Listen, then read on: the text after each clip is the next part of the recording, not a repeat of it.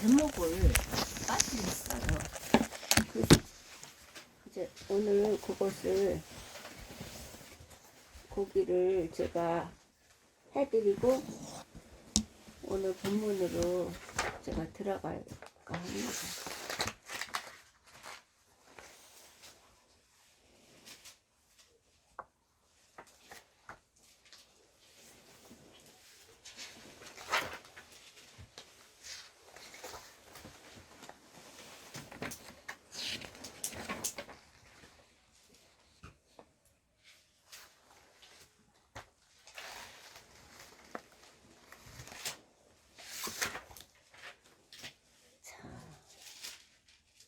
우리가 제사를 어떻게 드려야 되는가를 배웠습니다. 구약시대 제사, 신약시대에는 그것을 그 관계 맺는 방편이 예배라고 하였습니다. 우리는 신앙생활을 잡아주는 조정을 하는 작업이 바로 예배다. 그래서 예배가 회복되지 않으면 우리는 어떤 것도 회복이 될 수가 없습니다. 그래서 예배가 중요한 거예요. 그래서 하나님은 주일 성수를 지키라고 그렇게 하는 거예요. 그것을 요구하시는 거예요. 그래서 제가 1번은 공경함으로 예배해야 한다고 했습니다. 1번은 하나님을 공경함으로 예배를 드려야 된다고 그랬어요. 공경함으로. 예배자는 가장 중요한 것은 태도, 공경함이라는 것입니다. 공경함. 예배자의 태도는 예배의 대상이신 하나님의 무거운 가치인식에서 비롯한다라고 1번을 공경함으로 예배해야 합니다라고 그랬고 2번은 다 제가 했습니다. 그런데 그 제목을 말씀을 안 드렸어요. 그것은 제사 1번에서 제사 어떻게 드려야 할까요? 예배 어떻게 드려야 할까요? 그 성경적 정답은 최고의 공경으로 하나님을 예배해야 한다고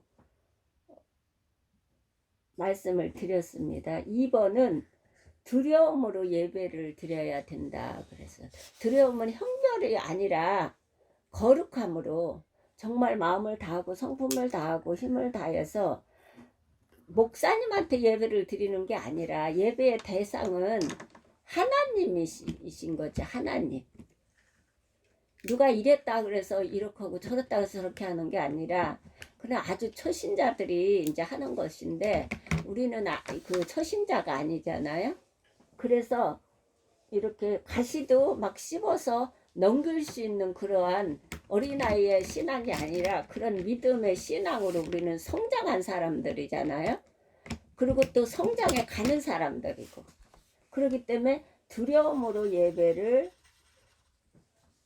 드려야 합니다 라고 했어요. 이게 2절 두려움으로 그냥 형벌의 두려움이 아니라 거룩함 거룩한 인격적인 두려움이에요. 거룩함으로 하나님은 우리의 예배에 반드시 존재해야 할 두려움의 태도가 강조되고 있습니다. 그러나 그 두려움은 형벌의 차원에서 이해되는 두려움이 아니라 일종의 거룩한 인격적 두려움입니다. 인격적 두려움. 그냥 내가 주일에 그냥 나와서 주일을 지키면 되지. 이것은 어떻게 하냐면 종교 의식을 치르고 그 의무에서 해방되기 위해서 마지못해 하품하면서 나오는 그런 예배가 아니라는 그런 예배를 받으시는 게 아니라 두려움으로 거룩함으로 마음을 다하고 성품을 다해서 하나님께 경배 드리는 것이에요. 이것이 두려움으로 예배를 드린다. 3번은 온전한 제물로 예배를 드려야 됩니다. 온전한 제물로. 이것이 이제 우리가 3번으로 마지막으로 그것을 우리가 배운 것입니다. 그래서 제가 2번을 빠뜨려서 그 제목을 빠뜨려서 지금 보강 드리는 것입니다. 오늘은 자 제사 어떻게 그러면 예배를 어떻게 드리나 이것을 이제 우리가 배웠는데 그게 제사를 구약 시대에 제사를 드렸던 것은 없어진 게 아니라 이제 신약으로 와서 예배로 그것을 맺어서 이어지는 것이죠. 그래서 오늘은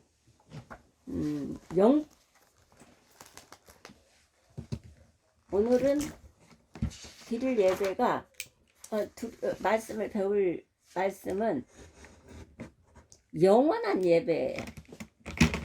영원한 예배. 말라기에는 어떻게 제사 어떻게 예배 어떻게 예배를 거룩함으로 드려야 된다 그랬죠. 인격적인 거룩함으로 하나님 앞에 예배를 드려야 된다. 대상이 목사님이 아니고 목사님은 신도 아니고 대리신도 아니에요. 목사님은 그냥 하나님께서 감독자로서 교회에 우리 성도들을 골고루 먹여서 양육시켜서 성장하도록 그 직분을 맡고 그것으로 성도들을 섬기는 것이죠. 목사님 직책은 그거예요. 그래서 목사님은 뭐 사적인 이런 걸 가지고 하는 게 아니라 그래서 저는 목사님한테 사적인 걸 어떤 것도 안 해요. 왜냐하면 말씀과 기도로 연구해서 그 일만 하셔야 되거든. 사적인 걸 어떤 거를 갖다 드리게 되면 그걸 가지고 고민을 해야 되고 또 사단이 틈타서 자꾸 그것을 이상하게 만들어서 강다상에서 자꾸 이상한 말씀 외에 다른 거를 자꾸 갖다 넣게 되거든요. 그래서 목사님도 병들게 되고 목사님이 병들으니까 우리 이제 성도들이 병이 드는 거죠. 그래서 그걸 목사님한테 그 사적인 거를 갖다 드리면 안 되는 거예요. 그래서 목사님한테는 어떤 것도 저는 하지 않습니다. 어떠한 내가 어려움 있고 힘든 일이 있어도 목사님한테 어떤 것도 안 해요. 그냥 연구하고 기도드리고 말씀 공부하고 이것만 하셔야 되는 거예요. 그게 목사님은 성도들을 그 기도로 말씀 연구해서 선포하는 것, 이것이 직무고 그것으로 성도들을 섬기는 거예요. 목사님. 그래서 오늘은 계시록을 공부할 거예요. 계시록. 신약의 계시록 4장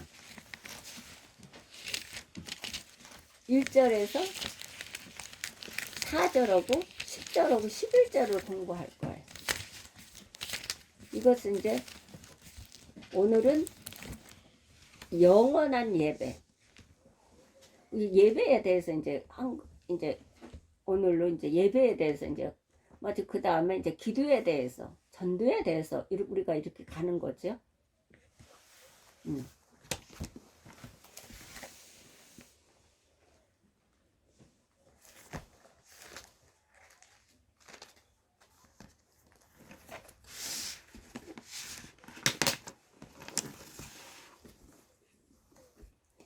4장 1절을 한번 읽어볼까요?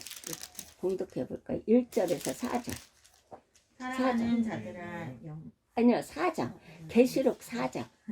이후에 내가 보니 하늘에 열린 문이 있는데 내가 들은 바 처음에 내게 말하던 나팔 소리 같은 그 음성이 이르되 이리로 올라오라. 이후에 마땅히 일어날 일들을 내가 내게 보이리라 하시더라. 내가 곧 성령에 감동되었더니 보라 하늘에 보좌를 베풀었고 그 보좌 위에 앉으신 이가 있는데 앉으신 이의 모양이 벽옥과 홍보석 같고 또 무지개가 있어 보좌에 둘렀는데 그 모양이 녹보석 같더라. 또 보좌에 둘러 24 보좌들이 있고 그 보좌들 위에 24 장로들이 흰옷을 입고 머리에 분관을 쓰고 앉았더라. 그리고 10절에서 11절을 한번 봉독해 볼까요?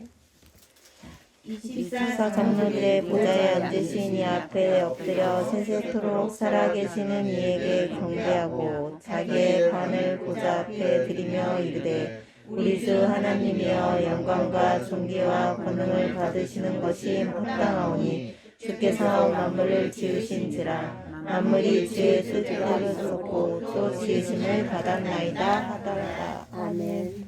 잠깐 기도를 드리고. 할렐루야. 전능하신 하나님 감사드립니다. 이 시간도 저희 온 식구들을 건강 주시고 여건과 형편을 주시어서 철야 예배를 드릴 수 있게 하여 주심을 감사드립니다. 영광 받으시옵소서. 이 시간도 함께하여 주시어서 하나님께서 일깨워 주시고 부족한 종이 어둔하고 또 연약합니다. 하나님 입술을 통하여 주시어서 성령께서 곧 그때에 마땅히 할 말을 가르쳐 주신다고 약속하셨사오니 하나님 가르쳐 주시어서 하나님 말씀을 그대로 하나님 전할 수 있고 또 배울 수 있는 이 시간이 될 수 있도록 도와주시옵소서. 악한 영들 틈타지 못하게 하시고 성삼일체께서 주장하여 주옵소서. 오직 하나님만이 영광을 받으시옵소서. 예수 그리스도 이름 받들어 기도드렸사옵나이다. 아멘.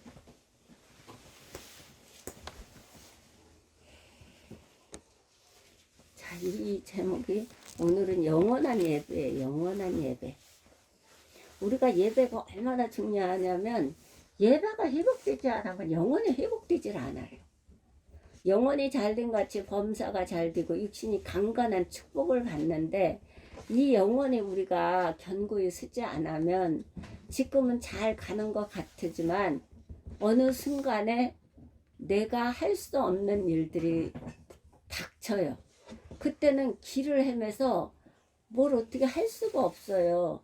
우리가 예수 믿는 사람이나 안 믿는 사람이나 똑같이 오는데 예수 믿는 사람은 하나님이 길이시기 때문에 우리는 하나님이 그 길을 찾아주시거든요.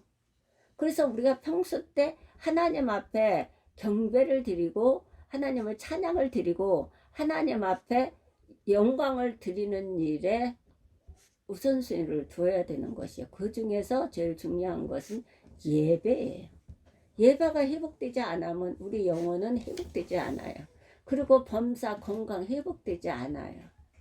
그래서 이것을 회복을 해야 돼요. 그래서 오늘은 영원한 예배. 자, 제가 이 말씀을 잘 이해되기 위해서 돕기 위해서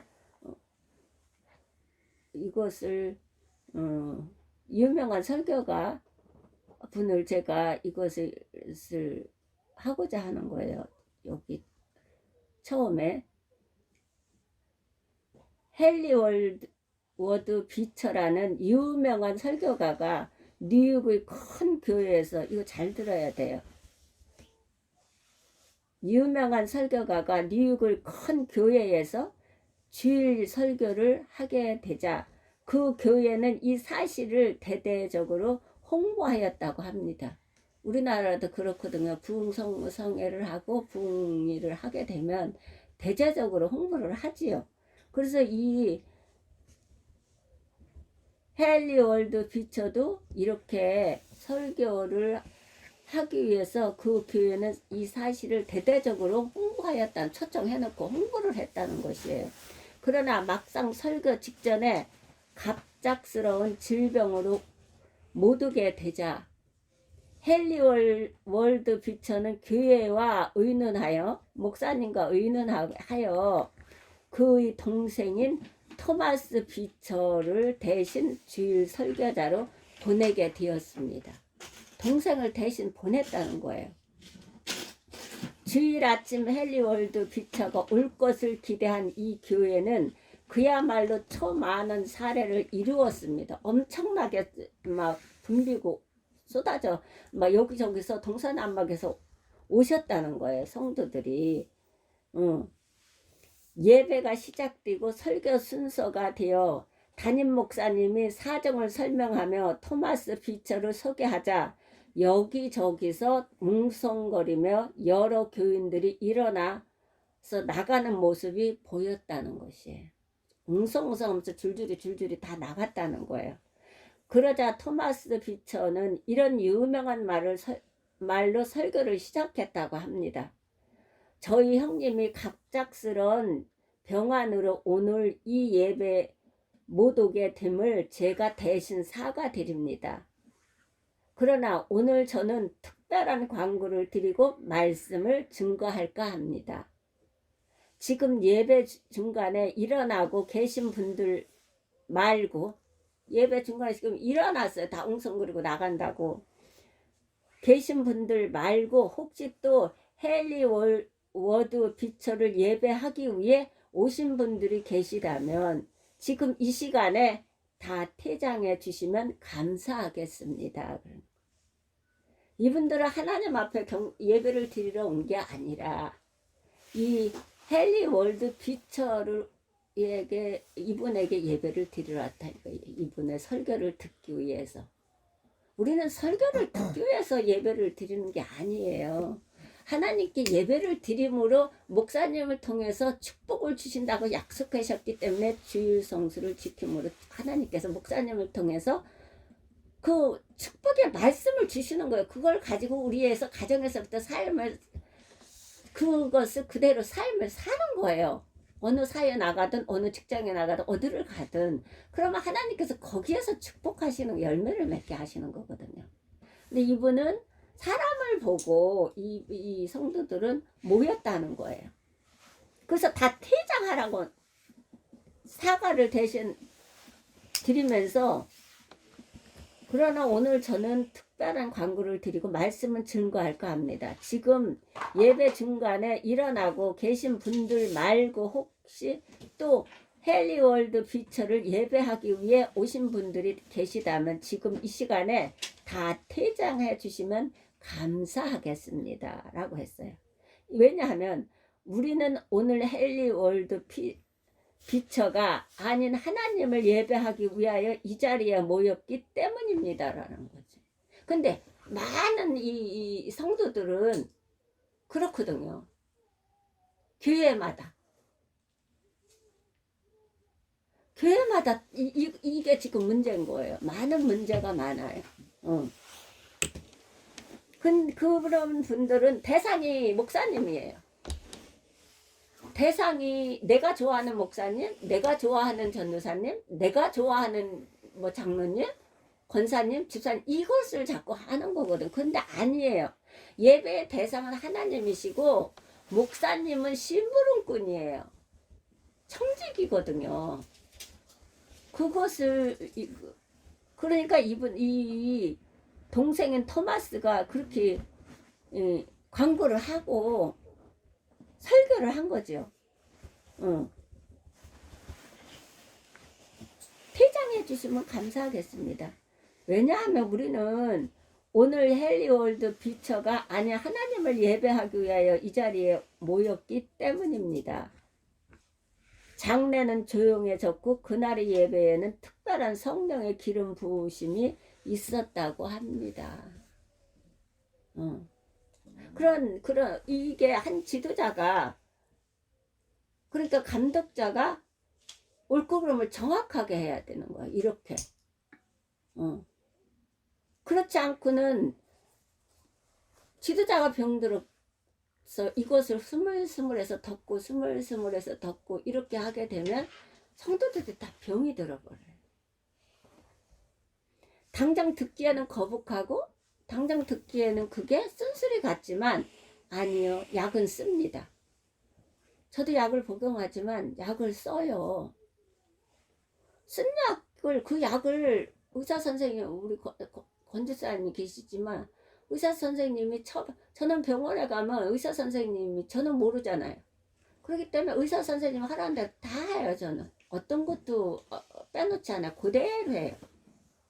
네. 왜냐하면 저는 환자고 의사 선생님이 전문 의사 선생님이잖아요. 그거를 공부하셔서 그것을 전문으로 그것 환자를 보시는 거잖아요. 마찬가지예요. 교회도. 교회는 다 아픈 사람들이 완전한 교회가 없어요. 아픈 사람들이 다 모여서 클리닉하는 데가 교회예요. 그래서 고쳐서 다듬어서 하나님이 쓰시는 거예요. 온전한 사람이 오는 게 아니요. 다 아픈 사람이 오는 거거든요. 그래서 여기에서 어떻게 특별한 성령의 기름 부으심이 있었다고 합니다. 도대체 예배는 무엇이며 왜 우리 그리스도인들은 매주 예배에 참여하는 것입니까? 예배는 무엇이고 매주 예배를 참여해요. 그것은 매주 예배에 참여하는 것은 무엇입니까? 이 질문에 대한 해답을 본문에서 구하고자 합니다. 요한계시록에서 왜 그리스도인들은 매주 예배에 참여하는 것인가? 이 질문에 대한 대답을 본문에서 구하고자 합니다. 계시록 4장과 5장은 하늘나라의 커튼을 잠깐 열고 하늘나라에서 진행되는 예배 광경을 보여주고 있습니다. 누구한테? 사도 요한한테. 이것은 환상의 은사예요. 커튼을 이렇게 쫙 열어주시고 그림으로 쫙 그려주세요. 말씀을. 그것을 요한이 보았다는 거예요. 그 광경을. 4장 5장은 우리는 지금 4장을 공부한다고 그랬어요. 5장은 하늘나라의 커튼을 잠깐 열고 하늘나라에서 진행되는 예배 광경을 보여주고 있습니다. 우리는 여기서 예배 광경을 접할 수 있습니다. 라고 그랬어요. 어느 학자는 그리스도인들이 모든 실패는 예배의 광경을 경험하지 못한 데서 기인한다라고 했습니다. 예배의 광경. 근데 우리가 말씀과 기도로 말씀의 기도의 영역, 말씀의 능력을 받게 되면 환상의 은사도 주십니다. 방언의 은사도 주십니다. 근데 이것을 나를 위해서 주시는 거지. 뭐 이쪽에 가서 뭐 전바치처럼 저기 가서 집사야 돈을 벌고 저기 가서 장사를 사업을 해야 돈을 벌고 이게 아니라 나를 성장하고 상대방들을 세워가는데 도움이 되라고 이거를 성숙해 나가는데 도움이 되고 상대방을 세워가는데 성도들을 세워가는데 도움이 되라고 주는 거지 뭐 보여서 내가 보여서 뭐가 해서 그건 잘못된 거예요. 그러나 이 은사도 말씀에 비춰서 같아야지 그냥 뭐가 기도만 드리면 뭐가 보인다 그래요. 말씀만 보면은 뭐를 안다 그래요. 아니에요. 말씀과 기도가 똑같이 가야 돼. 말씀이 녹슬으면 안 되고 기도도 녹슬으면 안 돼. 말씀과 기도가 똑같이 가야 돼. 그래서 이 환상의 은사나 방언의 은사는 안 받아도 돼요.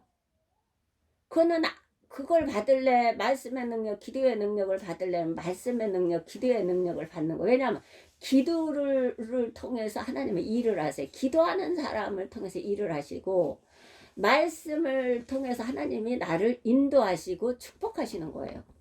그래서 이것이 토대가 되어 있는 상태에서 방언의 은사, 환상의 은사 이런 은상을 받으면 내게 유익해요. 아주 유익해요. 근데 하나님은 주셔요. 근데 갑자기 받는 게 있어요. 표적, 방언의 은사, 환상 은사를 말씀과 기도의 토대가 안 돼 있는 상태에 받는 사람들이 있어요. 그러면 그거를 쫓아가다 보면 말씀과 기도가 없기 때문에 어느 날 오토바이가 가다가 부릉부릉 꺼지듯이 꺼져버려요. 그리고 나중에 하나님은 없다고 그래. 잘못된 거예요. 그건. 말씀이 없으니까 그게 환상? 그냥 방언? 부르르 끌어버려. 모르기 때문에. 뭘 몰라요. 그렇기 때문에 그것은 말씀과 기도가 우리는 토대가 돼야 돼요. 예수님도 다 말씀으로 하셨지 뭐를 하신 게 아니에요. 다 말씀으로 하셨어요. 그렇다고 말씀만 보면 내가 안 깨지고 내가 기도를 드려서 내가 죽어야 되는데 날마다 나를 죽이라고 하고 날마다 죽느라 나는 바울 사도는 십자가만 자랑하겠다. 그리고 예수님은 나를 날마다 부인하고 예수님이 따르라는 거거든요. 근데 나는 나를 자꾸 부인하지 않아요. 부인하지 않고 자꾸 상대방한테만 그것을 문제를 삼아요. 아니에요. 성장하고 성숙한 사람은 그렇게 안 해요. 그 사람의 어디가 아프며 어디가 슬프며 어디가 고통스러우며 어디가 병이 있는지 어떤 게 있는지를 영적으로 그것을 분별해서 그 약을 처방하지요. 말씀과 이 말씀으로 처방을 하거든요. 선생님들이 병원의 선생님들이 진리를 보고 진단을 하시고 약을 처방하시고 수술을 할 수 있으면 수술을 하는 거고 이렇게 해서 하듯이 똑같아요. 근데 이 말씀은 강대성에서 나오는 목사님을 통해서 나오는 말씀이 이것은 네 거야 이것은 저기 거야 그런 게 아니라 다 내 거예요. 나라에게 주시는 거야. 다 각자. 왜냐하면 목사님은 이렇게 선포하시는 분이고 우리는 전도하기 때문에 전하는 사람이에요. 성도는 전도를 하는 사람이기 때문에 전하는 사람이고 목사님은 강단에 서서 다 모아놓고 한 사람 한 사람 놔놓고 따로따로 놔놓고 하는 게 아니라 다 모아놓고 선포하시는 그 직무가 목사님이에요. 그렇기 때문에 누구 따로따로 한 게 아니거든. 근데 그 말씀은 다 내게 주시는 거지 누구에게 주시는 게 아니에요. 아우 네 깨지라고 주신 거야. 너 아니야 네 변하라고 주신 거 이렇게 하는 게 아니라 나한테 주시는 거예요. 나한테 변화를 갖고 내가 깨우쳐서 돌이켜서 하나님 말씀에 순종하고 순응하며 가라고. 그래서 축복받아서 하나님 영광을 돌리고 나누고 베풀고 꾸어주며 그의 나라와 그 일을 구하는 데 쓰임을 받기를 원해서 우리에게 목사님을 통해서 주시는 겁니다. 그래서 잠깐 커튼을 잠깐 열었어요. 그래서 환상을 보았습니다. 이 사도 요한은 우리는 여기서 예배의 광경을 접할 수 있습니다. 그러므로 어떤 신학자는 그리스도인들이 모든 실패는 예배의 광경을 경험하지 못한 데서 기인한다 이렇게 했어요. 오늘 우리는 참된 예배의 정의를 통해 예배의 영광을 알아보고자 합니다. 도대체 예배란 무엇입니까? 라고 했어요. 첫 번째, 예배란 도대체 무엇입니까? 예배는 하나님의 임재를 경험하게 하는 사건입니다. 예배가. 그래서 믿음은 바라보는 것에 있는 것이지 믿음은 보이는 것이 있는 게 아니거든요. 믿음은 바라봄의 법칙이에요. 보이는 것을 믿는 게 아니거든요. 보이지 않는 것을 믿음으로 바라보고 가는 게 믿음이에요. 현실에 보여지는 걸 가지고 하는 게 아니거든요. 그래서 첫째로 예배는 하나님의 임재를 경험하게 하는 사건이다 그래요. 그래서 예배를 안 드리면 안 돼요. 본문의 배경을 이해하기 위해서 계시록 1장 10절을 말씀을 한번 1장 10절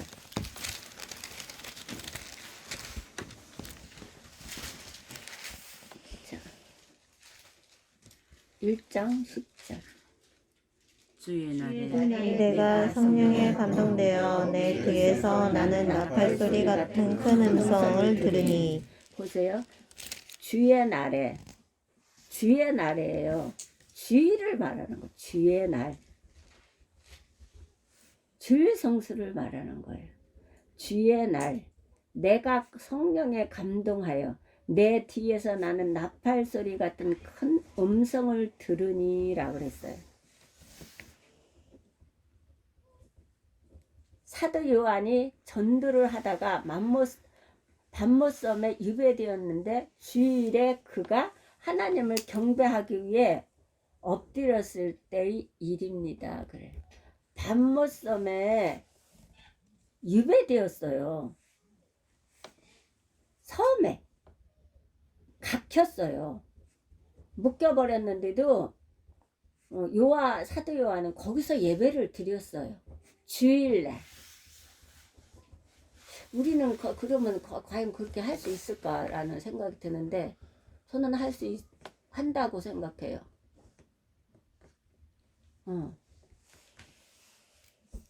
해야 됩니다. 그리고 어디야 갇혔다. 바울사도도 갇혔는데 어떻게 해요? 찬양과 신라와 바울사도가 찬양으로 옥문을 열었어요.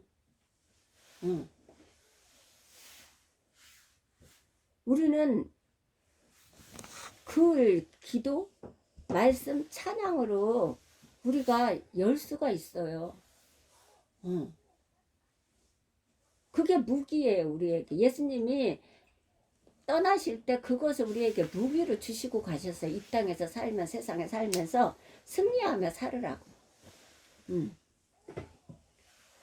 그래서 하나님 주일에 그가 하나님을 경배하기 위해 엎드렸을 때의 일입니다. 그리고 다시 본문 4장 1절을 보십시오. 무슨 일이 일어났는가. 이렇게 해놓고 4장 1절을 이제 이 일 후에 내가 보니 하늘에 열린 문이 있는데 내가 들은 바 처음에 내게 말하던 나팔 소리 같은 그 음성이 가로되 이리로 올라오라. 이후에 마땅히 될 일을 내가 네게 어떻게 한다? 보이리라. 그러면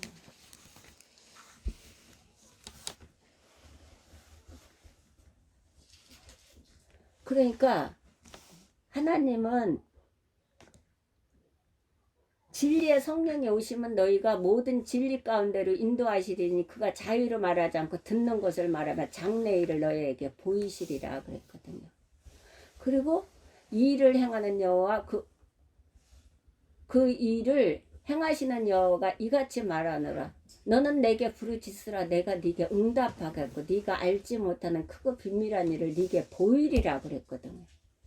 여호와의 친밀함이 경외하는 자에게 있으며 저에게 하나님이 자신을 보이리라 그랬어요. 마음이 청결한 자는 복이 있느니 저희가 하나님을 볼 것임이라 그랬어요.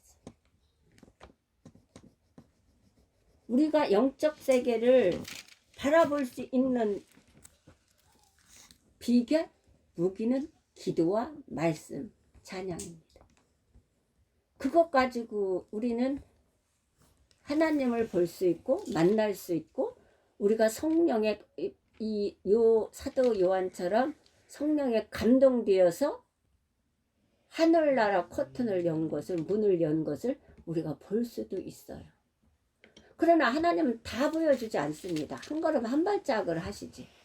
한 발짝 한 걸음 한 발짝 한 걸음 이렇게 하지 다 안 해요. 그럼 우린 천국을 가야 돼. 다 볼 수 있는 것은. 그래서 우리는 주일 성수를 드려야 되고 꼭 드려야 됩니다. 우리는 예배에 꼭 참여해야 돼. 그래서 청교도들은 예배를 어디든 예배를 안 빠졌다는 거예요. 왜? 어느 날 어느 때에 어느 예배에 참석해서 하나님이 나에게 축복하실 줄 모르기 때문에 나를 만나 주실 줄 모르기 때문에 그렇다고 그랬어. 청교도의 신앙은. 우리는 그 신앙을 본받아야 됩니다.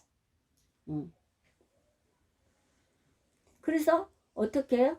이 일 후에 내가 보니 하늘에 열린 문이 있는데 본문의 상황을 정리하면 이렇습니다. 유배 생활을 하면서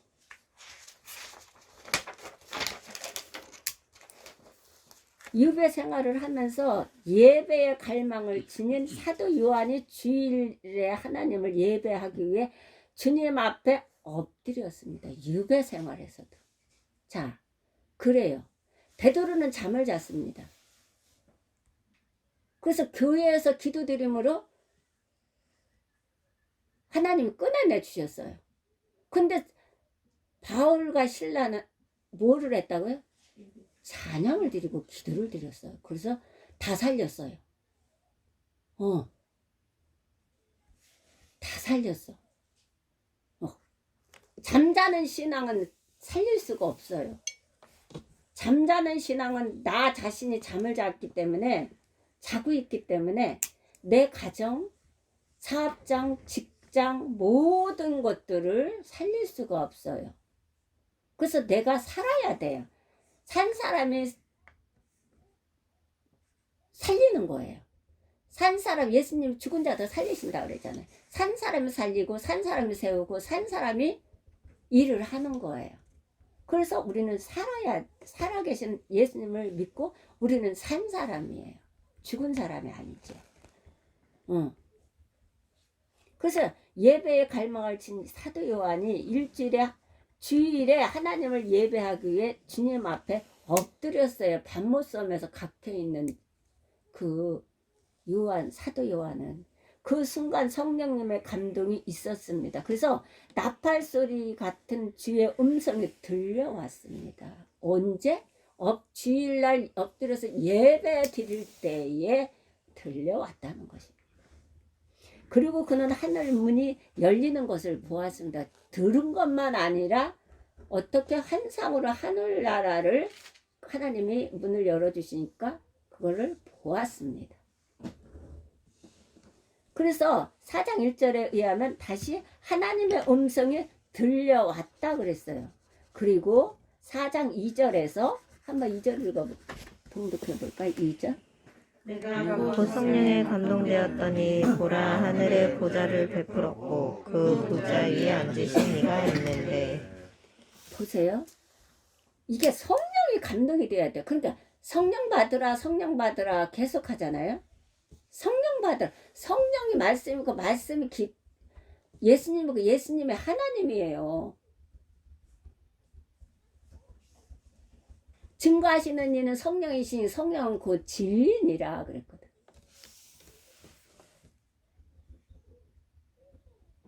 그래서 성령이 충만하다는 것은 말씀이 충만하다는 거거든요.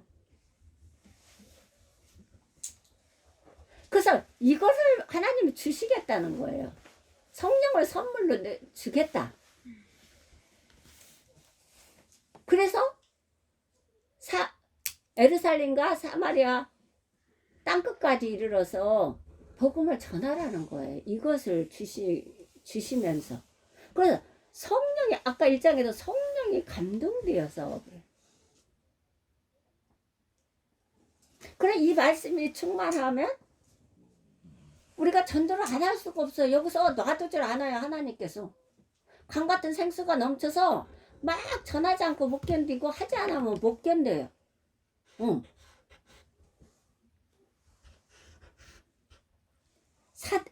4장 2절에서도 사도 요한은 하늘의 보좌를 보고 보좌에 앉으신 하나님을 봅니다. 이것은 한마디로 하나님의 임재 체험이라고 합니다. 한 기독교 심리학자는 예배자의 행복을 어린아이가 엄마의 풍성한 젖꼭지를 물고 행복에 잠긴 것에 비유한 일이 있었습니다. 아기가 엄마의 임재를 확인하고 엄마에 의해 자신의 필요가 공급되면 만족해하며 행복에 겨워하는 표정을 연상해 보십시오. 우리 하늘이가요 꼭 잠잘 때만 엄마를 찾아요. 요한이도 잠잘 때 엄마 찾는다 그러잖아. 그러면 아주 행복해해요. 지금도 재우고 올라왔더니 못 재워. 앉아. 그것이 바로 예배의 광경인 것입니다. 엄마를 비유했어요. 맞지요? 우리가 이런 예배를 드리기 위해서는 무엇보다 준비가 필요합니다. 1번 준비가 필요해요. 이런 예배를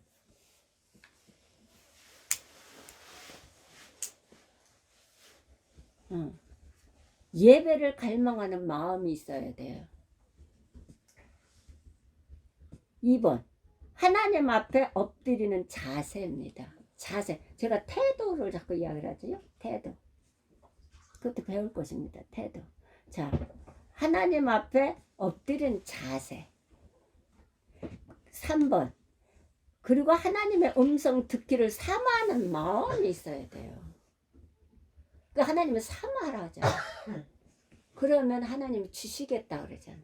찾고 찾으라 그러면 만나리라 그랬어요.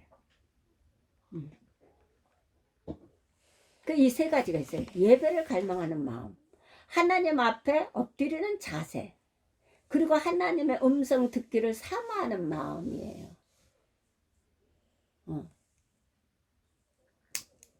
사모하는 마음은 예배자의 필수 덕목입니다. 본문 직전에 3장 22절을 한번 볼까요? 3장 22절. 4장 우리가 보면 3장 22절. 너는 국민들에게 하시는 말씀을 들을지어다. 봐봐요. 귀 있는 자는 성령이 교회들에게 하시는 말씀을 들을지어다 그랬어요. 귀 있는, 우린 다 귀가 있잖아요. 두 귀가 있잖아요. 목사님을 통해서 하나님이 축복하신다고 했으니까 목사님, 우리가 예배를 드리잖아요. 하나님 앞에 예배를 드리면 하나님이 그 예배를 받으시고 목사님을 통해서 말씀의 축복을 주십니다. 그래서 귀 있는 자는 어떻게? 성령이 교회들에게 말하는 것을 들을지어다라.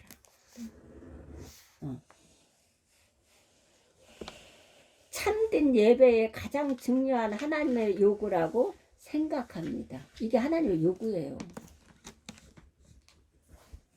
귀 있는 자는 성령이 교회들에게 하시는 말씀을 들을지어다. 그렇습니다. 참된 예배는 하나님의 풍성한 임재를 체험하며 그의 말씀 안에서 우리의 존재가 녹아내리는 행복입니다. 아기들이 엄마의 젖꼭지를 물고 행복으로 가득 차서 즐거워하는 그 표정, 기뻐하는 그 표정, 똑같습니다.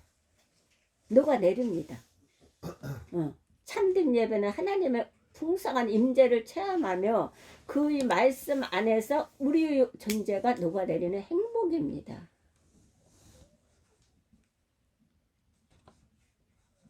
우리 모두 이런 행복을 주일마다, 아니 모든 예배의 순간마다 체험하시기를 바랍니다. 이것은 모든 예배에, 주일뿐만 아니라 어떤 예배든 하나님이 두세 사람 모인 곳에 함께 하신다 그랬기 때문에 그렇습니다. 나 한 사람이 별게 아니다. 아니요. 하나님은 한 사람이 중요해요. 한 영혼 한 심령이 하나님 자녀이기 때문에 그래요. 하나님의 백성이기 때문에 그렇고 하나님이 귀한 기업이기 때문에 그러는 거예요. 그래서 한 영혼도 놓치지 않겠다는 거거든. 빼앗기지 않겠다는 거거든. 그래서 하나님은 다양한 방법으로라도 써서 영혼을 구원시킵니다. 마귀에게 안 뺏기지요. 마귀는 시체 가지고도, 모세의 시체 가지고도 뺏어가겠다고 악을 쓰고 입을 벌려서 잡아가겠다는 거거든요. 그래서 살아있는 하나님의 백성들을 그냥 놔두겠어요? 그러니까 어떤 것이요? 우리 모두 이런 행복을 주일마다, 아니 모든 예배의 순간마다 체험하시기를 바랍니다. 그러니까 목사님 말씀을 잘 귀담아 들어야 되는 거예요. 거기서 음성이 들리고 하나님을 만나게 되고, 그리고 내가 회개하고 돌이키게 되고, 그러므로 하나님의 성령의 능력을 부여받을 수 있고, 플러스로 덤에서 나를 위해서 성장하는데 위해서 환사원사, 방언원사, 이런 은사도 하나님이 주십니다. 우리는 하늘나라 침례한 데가 정치한다 했으니까 침례해서 받으면 돼요.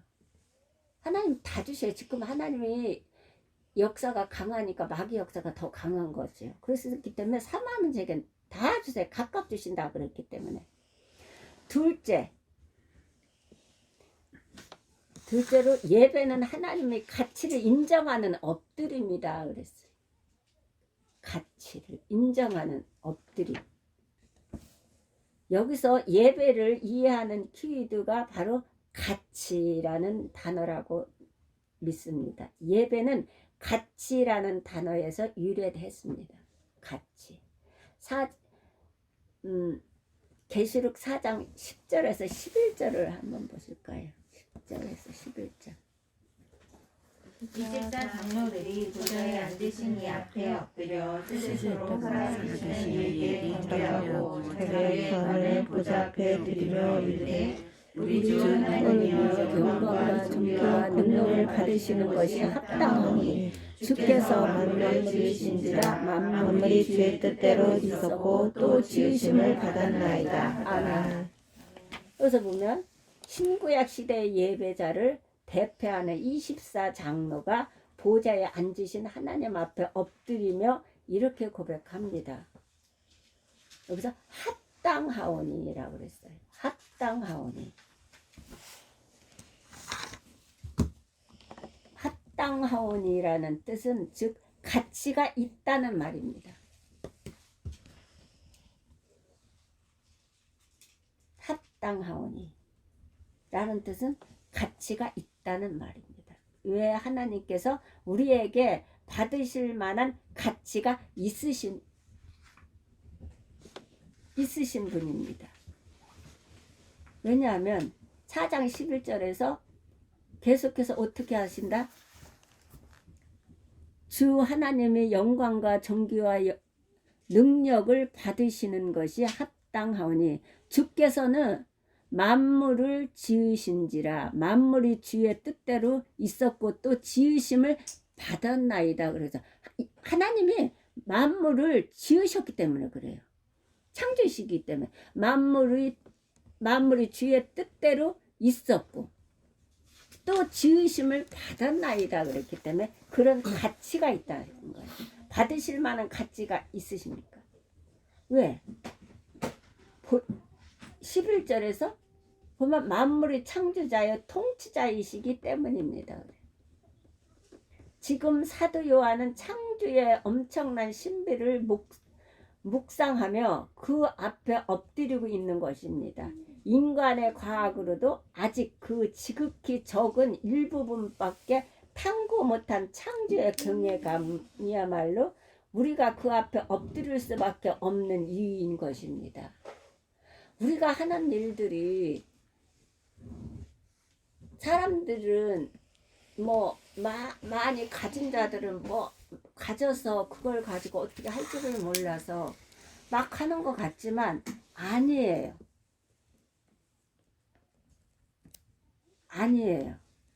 과학도 아직 지극히 적은 일부분밖에 탐구 못한 창조의 경외감이야말로 우리가 그 앞에 엎드릴 수밖에 없는 이유인 것입니다. 그런데 우리가 그 조그만 정말 하나님 앞에는 지금은 이제 물질이 우상이라 그래요. 물질이 만문신 우상, 그 신이 이름 만문신이에요. 그러면 그거를 이게 제가 이렇게 이 길을 오면서 보면 조금을 가졌던 많이 가졌던 어떻게 그게 조금이 들어갔던 많이 들어갔던 그게 들어가면은 헷가닥해요.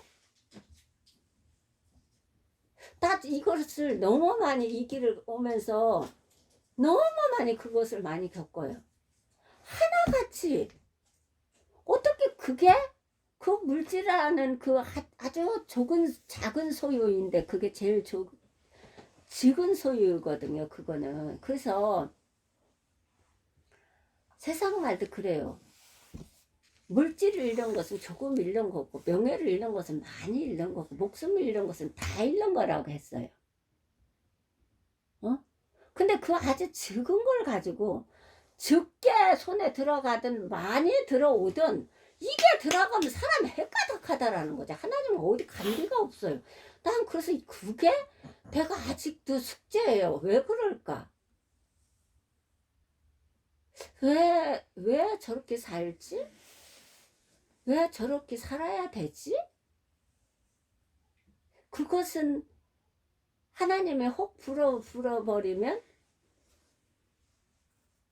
그것은 겨와 같이 날른다 그래요. 그래서 하나님이 너희는 부자 되기를 애쓰지 말고 사사로운 지혜를 버릴지어다. 정령의 재물은 날개를 내어 독수리처럼 하늘로 날아가리라 이렇게 말씀하셨거든요. 근데 이게 조금을 들어가든 많이 들어가든 어떻게 그게 들어가면 헷가닥하냐고. 나나같이 나 그게 내가 지금까지도 아이러니하고 그 숙제를 못 풀어요. 지금까지도.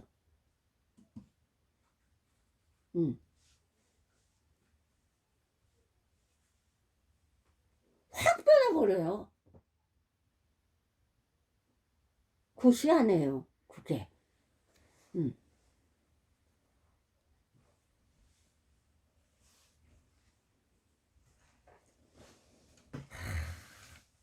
그래서 여기서는 하나님께서 어떻게 만물을 창조자여 통치자이시기 때문입니다. 지금 사도 요한은 창조의 엄청난 신비를 묵상하며 그 앞에 엎드리고 있는 것입니다. 인간의 과학으로도 아직 그 지극히 적은 일부분밖에 탐구 못한 창조 경외감이야말로 우리가 그 앞에 엎드릴 수밖에 없는 이유인 것입니다.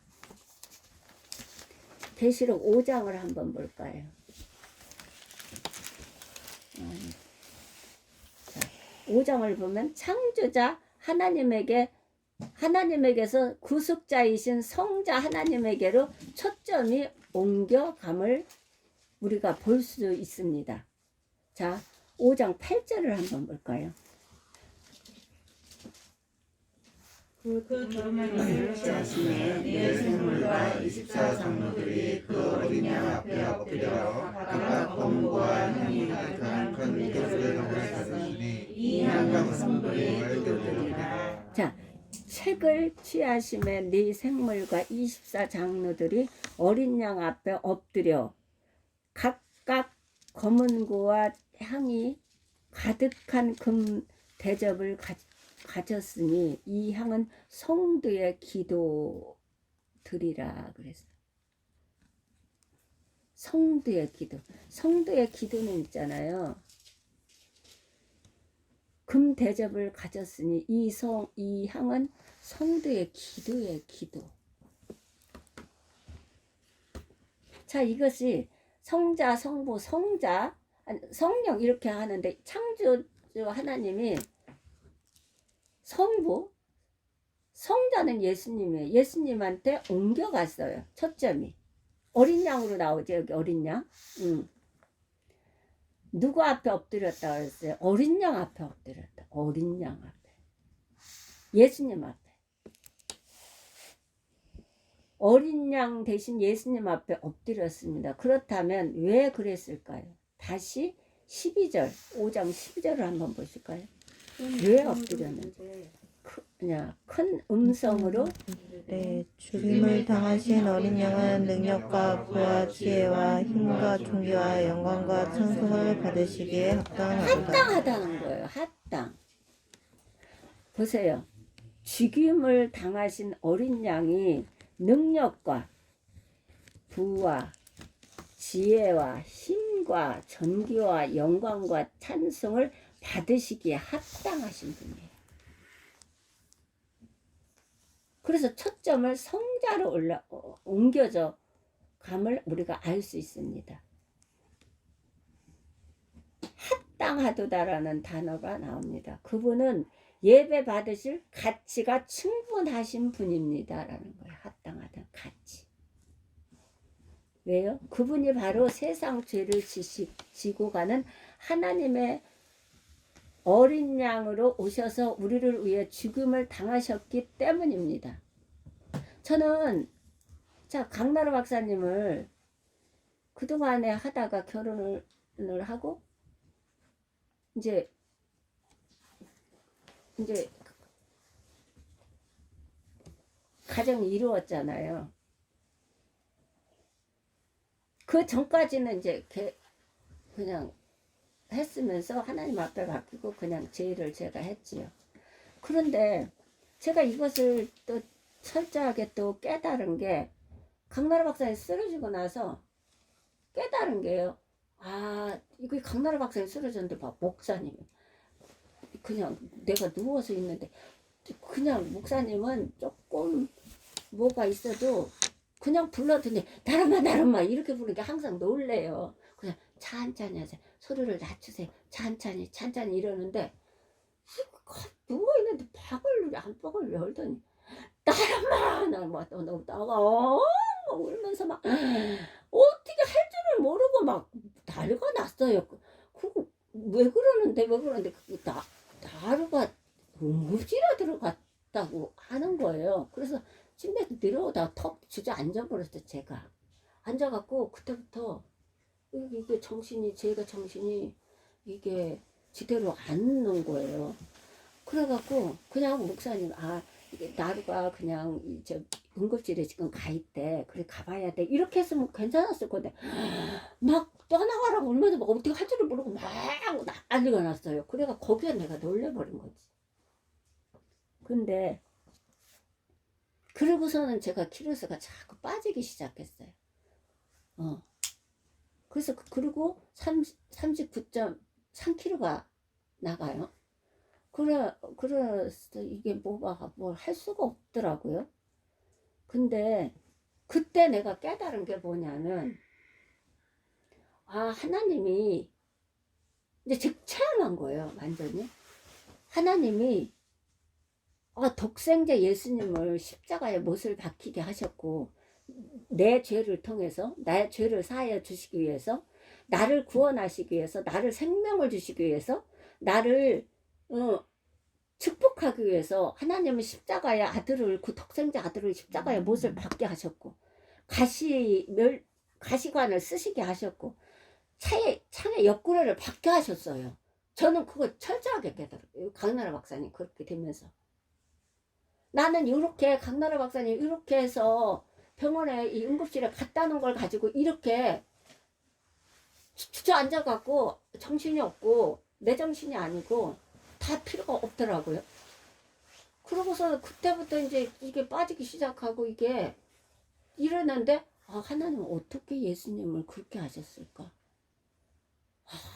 나 진짜 나 하나님께 너무 감사한데 어떤 것도 안 바꿔요. 내가 늘 그런다고 했지만 정말 저는 어떤 것도 저는 억만금을 주고 나라를 주는데도 안 바꿀 거고 누구하고도 바꾸지 않아요. 너무너무 감사한 거예요. 내 죄를 위해서 독생자 예수님을 십자가에 못 박았다는 게 이게 멸관을 씌웠다는 거. 창에 옆구리를 베고 조롱당하고 우롱당하고 침뱉음을 당하고 그것을 보신 하나님, 그것에 순응한 예수님. 내가 강나라 박사님 쓰러지면서 그걸 철저하게 제가 깨닫고 체험한 사람.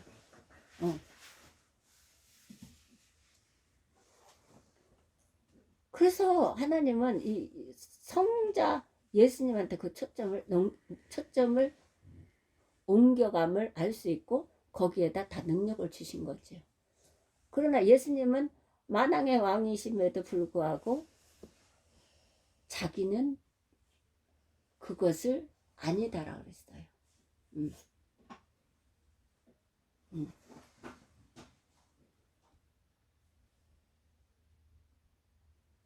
이 세상에서 누가 우리를 위해 나 자신을 위해 대신 죽어줄 수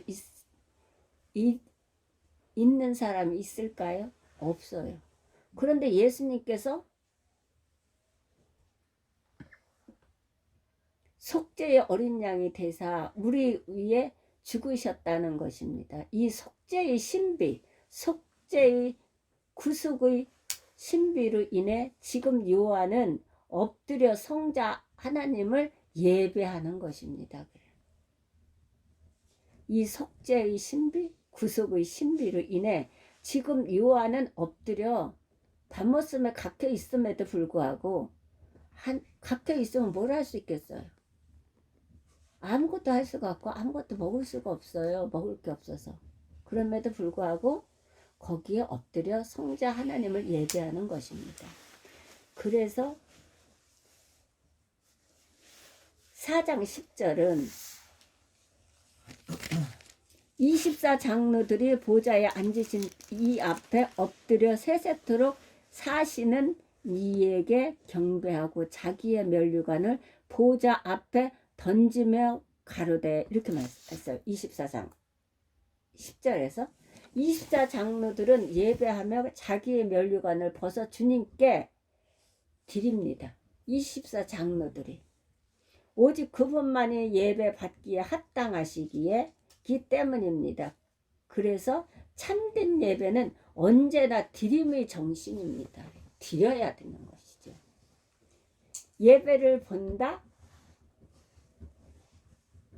기도를 한다, 찬양을 한다 그런 게 아니라 예배를 드린다, 드리러 가요, 기도를 드리러 갑니다, 찬양을 드리러 갑니다, 헌금을 드리러 갑니다. 헌금을 드립니다. 예배를 드립니다. 찬양을 드립니다. 우리가 드림으로 사용을 해야 되는 것이에요. 예배를 본다? 보는 거는 구경꾼이에요.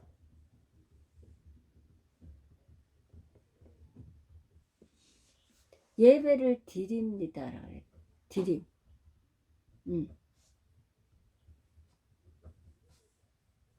예배는 언제나 드림의 정신이 반영되어야 합니다. 예배를 드리고 찬양을 드리고 기도를 드리고 사랑을 드리고 헌금을 드리는 것입니다. 드림이사. 드림. 그분의 가치를 알기 때문입니다. 그것이 바로 예배입니다. 예배. 셋째로 드림의 정신이 있어야 돼요. 반영돼야 됩니다. 예배를 드리고 언제나 찬양을 드리고 기도를 드리고 사랑을 드리고 헌금을 드리는 것입니다. 그분의 가치를 알기 때문입니다. 이것이 바로 예배입니다. 셋째로 예배는 하나님의 품성을 담게 하는 특권이 있습니다. 우리는 예수님을 닮아가는 삶을 살아야 돼요. 그래서 경외하는 것은 두려움으로 거룩함으로 하나님을 경배드리라고 하는 것이고, 경건은 하나님의 성품과 인격을 닮아가는 삶입니다. 사랑과 희락과 화평과 오래 참음과 자비와 양성과 충성과 온유와 절제니, 이것은 하늘나라를 유업으로 받는 것에 금할 자가 없다고 그랬어요. 이것을 소유해야 돼요. 우리는 이 마음에 이거 9가지 성령의 열매가 맺어야 우리가 이 몸으로 강같은 생수가 넘쳐서 전할 수가 있어요. 증거할 수가 있어요. 예수님을 높일 수가 있어요. 그러려면 뭐가 있어야 된다? 아까 사도 요한이 어떻게 했다? 성령이 감동되어서. 그래서 성령을 충만히 받으라 그러잖아. 그래서 예수님은 어떻게 하셨냐면 너희는 성령을 받으라 하고 이렇게 명령을 하셨어요. 바울 사도는 너희 고린도 교인들에게 하도 다투고 분쟁을 일으키니까 당을 지니까 어떻게 했어요? 너희가 믿을 때 성령을 받았느냐라고 책망했어요. 그래서 이것은 안 받고 받고가 아니라 받아야 되는 거예요. 다 각각 주셨기 때문에 각각 다 받아야 돼요. 그래서 9가지 성령의 열매가 충만해야만 강같은 생수가 충만하기 때문에 전하고 증거하며, 예수님이 십자가에서 나를 내 죄를 인해서 나를 구원시키기 위해서, 나를 영원 생명을 주시기 위해서, 나를 축복하기 위해서, 이렇게 천대까지 축복을 위해서 이렇게 희생하신 예수님을 높여드릴 수가 있는 거죠. 그래서 하나님은 일이라 그랬어요. 내 아들을 믿는 것이 일이다. 믿는 것이 일이다. 그게 요한복음에 있을 거예요. 일이다. 그게 제일 큰 일이에요. 내 아들을 믿는 것이 일이다 그랬어요. 이 아들 예수 그리스도를, 그래서 예수 그리스도 이름으로 구하라는 거예요. 그래야만이 하나님이 우리에게 복을 주신다는 거예요. 그래서 품성을 담게 하는 특권이 있는 것이죠. 자, 24장로들은 신구약 시대를 대표하는 예배자들이라고 할 수 있습니다. 구약에 보면 하나님의 백성들을 대표하는 12지파가 있지요. 등장합니다. 신약에는 12지파 제자들이 등장합니다. 이렇게 해서 플러스에서 24장로입니다. 이것은 전체를 통틀어 세계 전국 인구를 말하는 것, 지구의 인구를 말하는 것이에요. 이것을 표현한 것이에요. 24장로는. 신약 구약 플러스에서 24장로예요. 그런데 이들의 모습을 묘사한 본문에는 두 가지 두드러진 특징이 등장합니다. 그들은 흰옷을 입었고 금면류관을 썼다는 것입니다. 흰옷을 입었고 금면류관을 썼다고 합니다.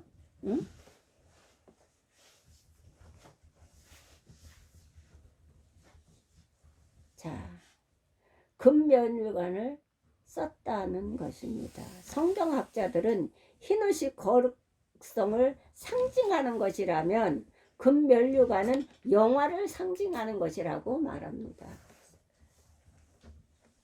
흰옷이 거룩성을 상징하는 것이라면 금면류관은 영화를 상징하는 것이라고 말한다. 이 두 가지 특성이야말로 하나님의 품성 혹은 속성이라고 할 수 있습니다. 하나님은 거룩하시고 영화로우십니다. 그래서 아까 거룩하고 영화롭고 이 찬송을 제가 다른 찬송을 드리는데 자꾸 이 찬송 주셔서 그냥 이 찬송을 드린 겁니다. 왜? 나도 들어 무서워서 내 마음대로 하면. 그래서 그래서 할 수 있으면 하나님은 거룩하시고 영화로우십니다.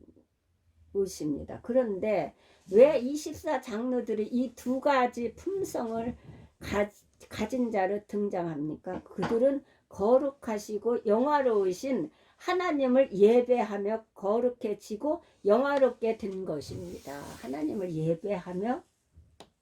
예배함으로 거룩해지고 영화롭게 된 것이라는 것이에요. 그래서 예배를 중요시하지 않으면 안 돼요. 제일 중요한 것은 예배를 드려야 돼요. 그래야 우리 믿음이 성장해요. 그래야 하나님의 음성을 들을 수가 있고 체험할 수가 있어요.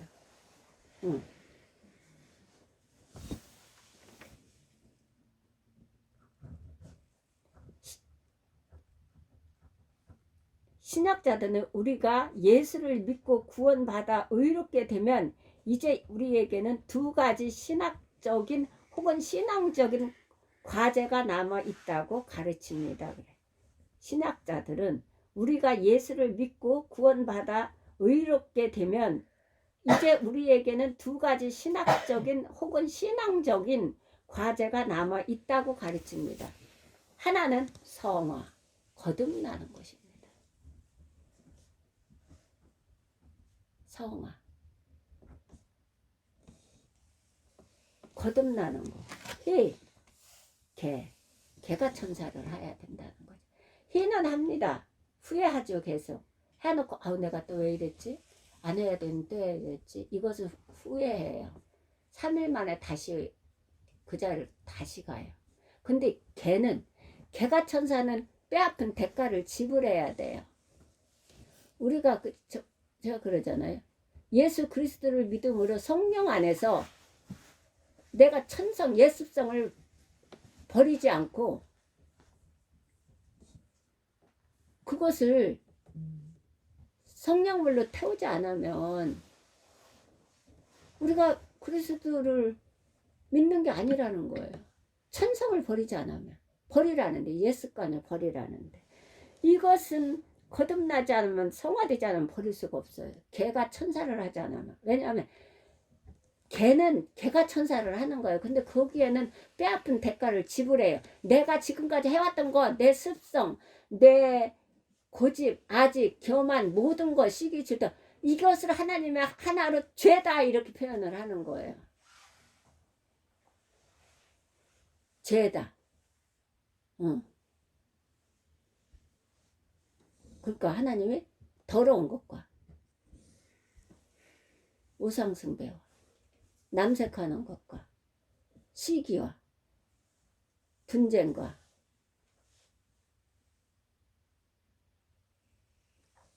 또 분쟁과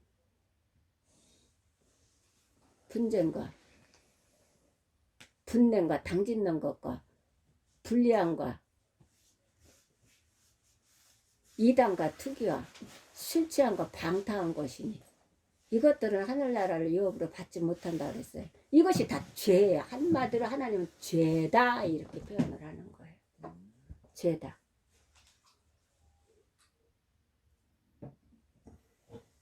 그래서 어떻게 한다? 두 가지 신학적인 혹은 신앙적인 관계가 남아있다고 가르치는데, 하나는 성화, 또 하나는 영화입니다. 이것은 우리가 천국에 가야 되겠죠. 여기 우리는 성화, 거듭나서 새 사람이 되어서 너희는 이익의 욕심을 따라 썩어져가는 구습을 쫓는 옛사람을 벗어버리고 오직 심령으로 새롭게 하여 의와 진리의 거룩함으로 지으심을 받은 새 사람을 입으라 그런 거거든요. 그러려면 우리가 성화를 입어야 돼요. 거듭나야 돼요. 그래서 옛사람이 버려지고 9가지 성령의 열매가 이 속에 넘쳐서 전하고 증거하고 예수님의 이름을 높이며 하나님께 영광을 돌려드리죠. 그게 성화예요. 또 다른 하나는 영화입니다. 이것은 우리가 천국 가는 것이죠. 자, 여기 본문에 24장로들이 흰옷을 입었다는 것은 성화의 길을 걸었다는 것입니다. 성화, 거듭난 삶을 살았다는 거예요. 그리고 이 성화의 완성 상태가 바로 영화인 것입니다. 완성 상태는, 영화는 우리가 가야 되겠죠. 어떻게 이런 일이 24장로에게 가능했을까요? 그들이 거룩하고 영화로우신 하나님을 바라보았기 때문에 그렇습니다. 하나님을 바라보는 거지. 믿음은 바라는 것들이 실상이에요. 보지 못하는 것들의 증거예요. 바라는 것들이 실상. 왜 그래? 가세요? 가세요. 그럼 걱정 안 하셔도 돼요.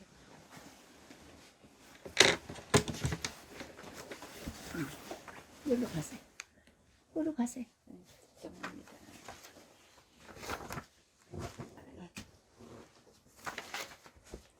살았기 때문입니다. 이것을 우리는 바라봄의 법칙이라고 합니다. 바라봄의 법칙. 누구를 바라? 대상. 하나님.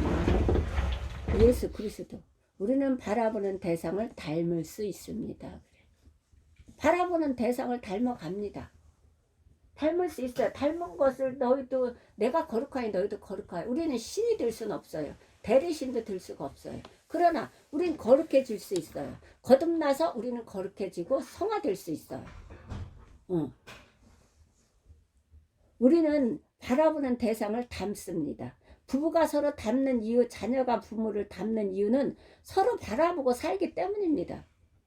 예배는 하나님을 바라보는 일입니다. 예배라는 것은 하나님을 바라보는 일. 기도도 하나님을 대상으로 우리가 기도를 드리잖아요. 찬양도 하나님의 대상으로 찬양을 드리는 거예요. 전도도 하나님의 대상으로 예수님이 그 일을 맡기셨기 때문에 그 대상이에요. 우리는 거룩하신 하나님을 예배함으로써 하나님을 닮을 수 있습니다. 뭘로? 거룩하신 하나님을 예배함으로써 하나님을 닮을 수 있다는 것이에요. 다른 것으로는 닮아갈 수가 없어요. 뭘로 닮아갈까? 닮을 수가 없지.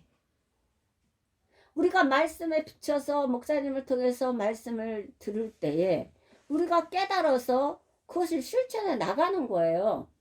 예수님처럼. 그러면 닮아가는 거예요. 저절로.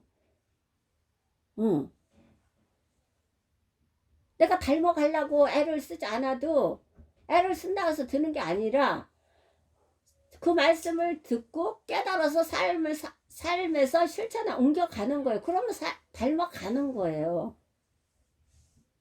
우리는 거룩하신 하나님을 예배함으로써 하나님을 닮을 수 있습니다. 그것은 하나님의 기대이기도 합니다. 예배함으로써요. 예배함으로써. 베드로전서 1장 16절을 한번 볼까요? 여기 적어놓고.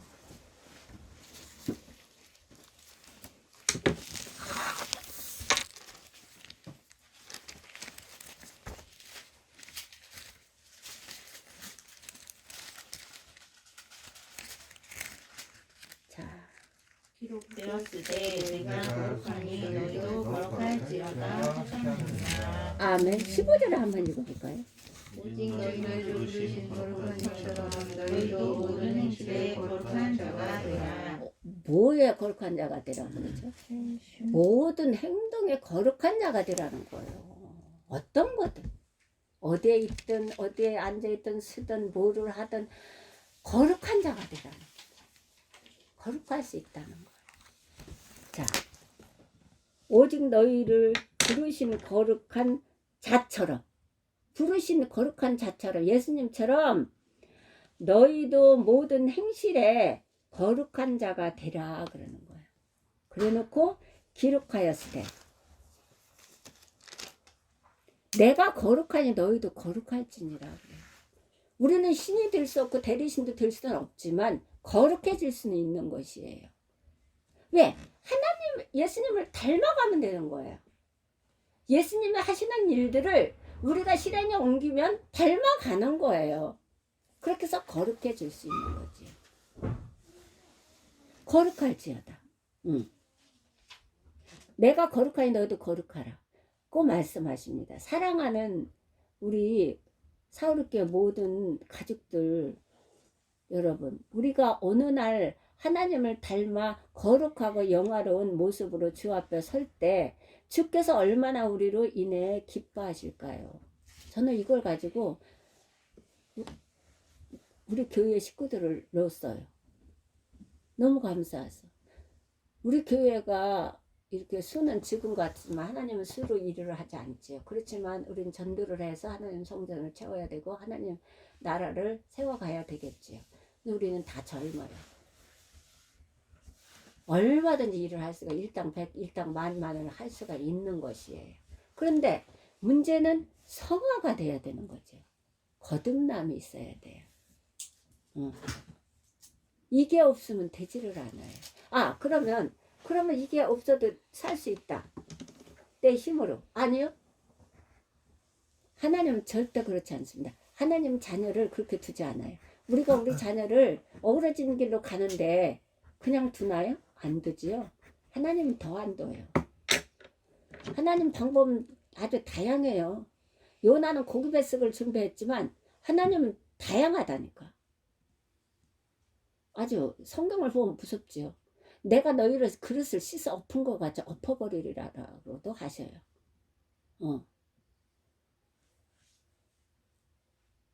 그렇기 때문에 우리는 하나님 말씀을 잘 귀담아 듣고 그것을 사도 요한처럼 밤못섬에 갇혀 있는 상태에도 거룩한 주의를 엎드려서 예배를 드리니까 음성이 들렸고 환상을 보여줬고, 하나님은 하나님 사람들에게 일을 시킬 때는 어떻게 시키냐면 내가 늘 이야기를 하는데 하늘에 찬란한 영광을 보여주셔요. 말씀 그대로 그림을 그려주셔요. 요한처럼. 그래 놓고 딱 땅에 있는 어두운 것을 가르쳐 주세요. 그냥 땅에 있는 그 가정, 그 교회, 그 사업장, 직장 모든 것들을 그 어두운 것만 보여주면 안 해요. 저부터도 내일 일을 내가 모르는데 어떻게 하겠어요? 안 해요. 근데 하나님은 먼저 축복의 영광을 먼저 가르쳐 주세요. 그리고 이 땅에 그 가정에 그 사업장에 직장에 그 아이들의 그 모든 것을 하나님이 가르쳐 주세요. 어두운 것들. 그래서 할 수 있는 거예요. 그래서 달려가고 뛰어가서 하는 거예요. 이렇다. 그러니까 이렇게 하세요. 이렇게 하세요. 급하니까 우리는 급하니까 아는 사람이 운물 판다는 거예요. 그러니까 아는 사람이 해야 되는 거예요. 핏값을 이게 찾으라 했기 때문에 아는 사람 모르니까 상대방을 모르니까 관심이 없어요. 들리지도 않아.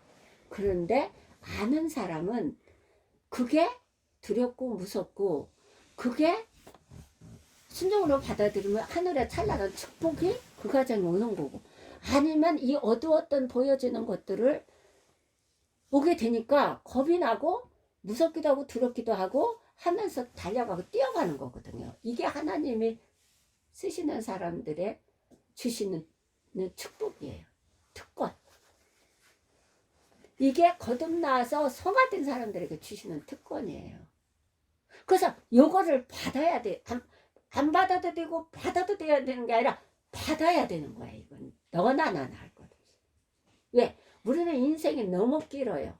지금 시대는 저는 하나님 앞에 120년 주시라고 기도를 드려요.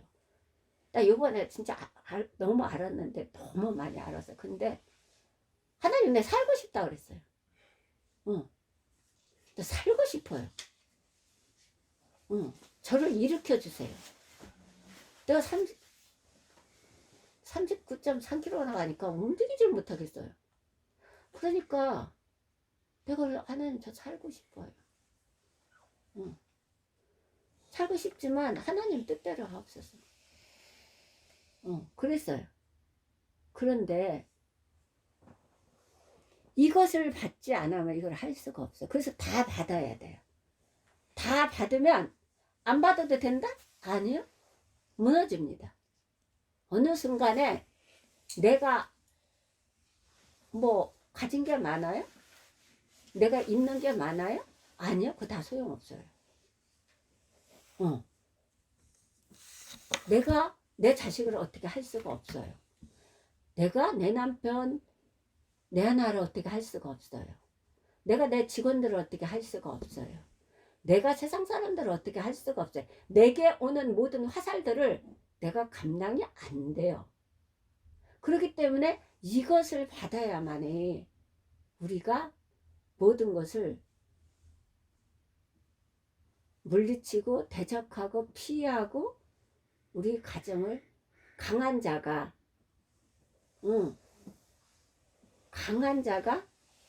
자기 가정을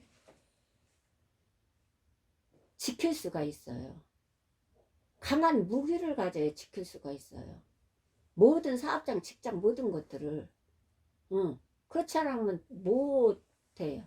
강한 건 말씀의 능력을 받아야 강해지는 거예요. 기도의 영역이 있어야만이 사단도 물리치고 대적하고 유혹도 피할 수 있고 그래요. 그렇지 않으면 유혹 자체는 우리한테 묻지 않아요. 하나님이 유혹을 받아서 내가 그 유혹에 따라서 가는 것에 책임을 묻는 거지요. 그래서 이것은 안 받아도 되고 받아도 되고 그런 게 아니라 꼭 받으셔야 됩니다.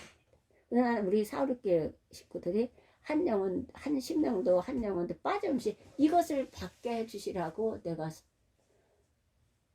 기도를 바꿨고 제 소원을 드렸습니다. 다 받으실 줄 저는 믿고 확신합니다. 정말.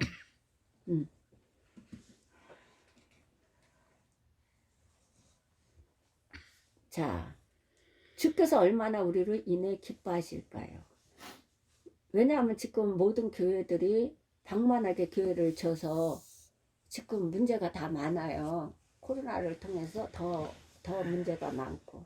그런데 물론 잘못된 교회가 개중에 있겠지만 그래도 목사님을 바른 목사님, 옳고 그름을 가리키는 그 손빠시는 목사님들이 계시고 그런 성도들이 기도를 드리고 하기 때문에 우리나라가 이렇게 하나님 보호하사 사는 것이고 또 이렇게 코로나 재앙에도 하나님께서 지켜주시는 거예요.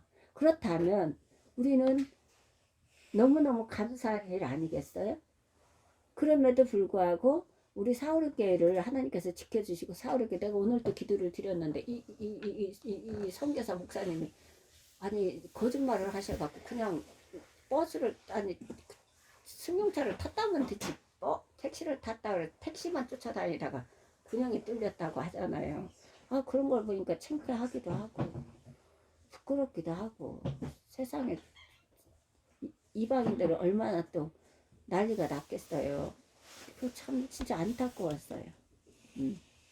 그래서 우리 교회를 어떻게 사울교회를 우리 사울교회 우리 식구들을 그 초대교회처럼 사용하시기를 원하시기 때문에 하나님께서 이렇게 혹독한 훈련을 시키는 것 같고 훈련을 받는 것 같아요. 그럼 우리는 늦은 것 같지만 빠른 거예요. 자, 거룩해지려고 몸부림치지 마시라 그런 거예요. 자, 우리는 보세요. 어느 날 하나님을 닮아 거룩하고 영화로운 모습으로 주 앞에 설 때 주께서 얼마나 우리로 인해 기뻐하실까요? 거룩해지려고 몸부림치지 말라는 거예요. 거룩해지려고 몸부림치지 마십시오. 몸부림이 거룩을 실현해내지 못합니다. 아무리 몸부림을 치고 어느 목사님은 저기 그거 뭐 40일 금식하다 하면은 뭐 성령을 받는다 그래서 가서 그거 붙들고 하다가 며칠 3일 있다가 그냥 내려오셨대요.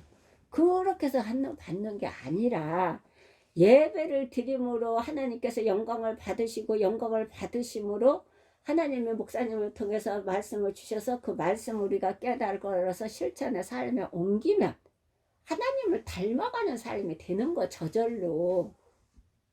그러면서 우리가 거듭나는 삶이 되는 거죠. 근데 이게 예배 따로 행동 따로 하면 안 돼. 그거는 될 수가 없어요. 이어져야지. 이어지는 거야. 가서 가정에서부터 그 실천을 옮겨가는 거죠. 그래서 교회에서 그 깊은 물에서 우리가 함께 한 나무에 한 가지니까 함께 협력하고 동력해서 하나님 나라를 위해서 달려가는 거예요. 그래서 몸부림친다 그래서 거룩해 지는 게 아니고 몸부림이 거룩을 실현해내지 못한다고 하는 것이에요. 단순하고 진지한 예배가 되십시오. 그래. 예배는 단순해요. 신앙은 단순해요. 이것저것 넣을 것도 없고 이것저것 붙일 것도 없고 이것저것 뺄 것이 없어. 그냥 성경 그대로 믿으면 돼. 그래서 성경은 단순하다는 거예요. 단순하고 진지한 예배자가 되십시오. 그래. 단순하고 진지한 예배자. 말씀을 갖고 뭐를 따다 아니 그렇게 하지 않아요. 목사님이 첫 번째 2단, 두 번째 음란, 세 번째 마약, 도둑질, 사기 이거 안 하면 되는 거야. 그러면 이 말씀에서 벗어나서 이제 안 하면 목사님 잘못이 없어요. 그래서 이 말씀을 선포하실 때 잘 듣고 잘 들으라 하잖아. 사모해야 된다 하잖아. 실행에 옮겨야 돼요. 가정에서부터. 그래서 그것을 가정에서 했던 일들을 교회에서 했던 일들을 가정에서 하는 거예요. 가정과 교회는 절대로 없어지지 않아요. 다 없어져도 연결되기 때문에 그래요. 예배는 단순하고 진지한 예배자가 되십시오. 몸부림칠라 거룩하질라 몸부림친다고 되는 게 아니에요. 그때 우리는 우리 영혼 속에 각인된 거룩함과 영화로움으로 주 앞에 서게 될 것입니다. 그것이 바로 예배의 영광입니다. 네 번째, 예배는 하나님의 인도를 경험하게 되는 축복입니다. 그래. 예배를 안 드리고 축복을 받는다, 받을 수가 없지요. 세상에도 알아야 면장을 한다 하잖아요. 5장 14절을 볼까요? 저기 요한계시록.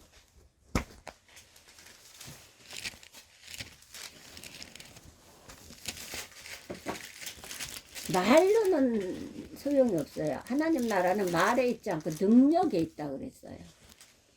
내 생물이 이르되 아멘하고 장로들은 엎드려 경배하노라. 자, 내 생물이 가로되 아멘하고 장로들은 엎드려 경배하더라 그랬어요. 이분들은 거룩하면서도 성화를 입어서 영화로운 삶을 살았기 사람 분들의 24장로는. 그럼에도 어떻게 네 생물이 가로되 아멘하고 장로들은 엎드려 경배하더라 그래서 항상 예배는 하나님의 인도를 경험하게 하는 축복이다 그랬는데 천상의 예배가 마무리되고 있습니다. 자, 천상의 예배 이것을 체험했지요. 요한은 엎드려서 예배를 드리니까 커튼을 열어주시고 잠깐 보여주셨어요. 환상으로. 그리고 아멘으로 끝납니다. 그러나 이것으로 예배가 종결된 것은 아닙니다. 4장 5장에서 사도 요한은 천성의 예배를 목도하고 있습니다. 그런데 계시록 6장에서 다시 지상의 광경을 목도하게 됩니다. 하나하나의 임봉이 열리면서 어떻게 한다? 보세요. 6장에서는 임봉이 하나하나 열려요. 6장 1절을 보면 어린 양이 7인 중에 하나를 떼시는 그때에 내가 들으니 네 생물 중에 하나가 우레소리 같이 말하되 오라 하기로 어떻게 한다? 인을 뗐어요. 하기로 2절 내가 이에 보니 흰 말이 있는데 그 탄자가 활을 가져 면류관을 받고 나가서 이기고 또 이기려고 하더라. 그래 여기서 흰 말은요 적그리스도 흰 말이 다 좋은 게 아니에요. 흰 말 사단이 이거를 갖고 사용을 했어요. 그건 적그리스도예요. 자. 목도하고 그런데 6장에서 다시 지상의 광경을 목도하게 됩니다. 하나하나의 임봉이 열리면서 어떻게 임봉이 어떻게 자 둘째도 임봉을 떼실 때에 또 셋째도 임봉을 떼실 때에 넷째도 임봉을 떼실 때 7절 자 임봉을 떼요. 자 9절 다섯째 임봉을 떼실 때에 임봉을 떼실 때마다 난리예요. 자, 하나하나 임봉을 열리면서 전쟁, 기근, 질병으로 가득한 세상이 보입니다. 이것을 보여주셨어요. 이 땅에 처음에는 하늘에 있는 걸 영광을 보여주셨잖아요. 요한한테 사도 요한한테. 근데 그러고 나서 6절에 가서 땅에 있는 것을 어두운 것을 보여주는 거예요. 이것이 하나님께서 일을 하시는 양면에서 이 거듭난 사람들을 통해서 성화된 사람들을 통해서 일을 하시는 그래서 하나님은 절대로 하늘의 영광을 가르쳐주지 않고 땅의 어두운 것을 절대로 보여주지 않습니다. 먼저 하늘의 영광 먼저 축복을 먼저 가르쳐주세요. 그리고 땅에 있는 저주를 기근 질병 재앙 이런 것을 가르쳐주시는 거예요. 그래서 이 하나님 사람들은 이래서 달려가고 뛰어가는 거예요. 그래서 자꾸 권면을 하는 거예요. 자꾸 근데 상대방들은 아직 오질 않아도 뭘 모르기 때문에 그걸 안 받아들이고 듣지를 않아요. 근데 기 있는 자는 성령이 교회들에게 하는 것을 들을지어다 그러는데 안 들어요. 이게 답답한 일이에요. 지켜요. 그러면 이게 그냥이냐, 얼마 안 있으면 죽네 사네요. 난리가 나요. 그러나 우리는 하나님의 사람들은 그 임무를 끝났기 때문에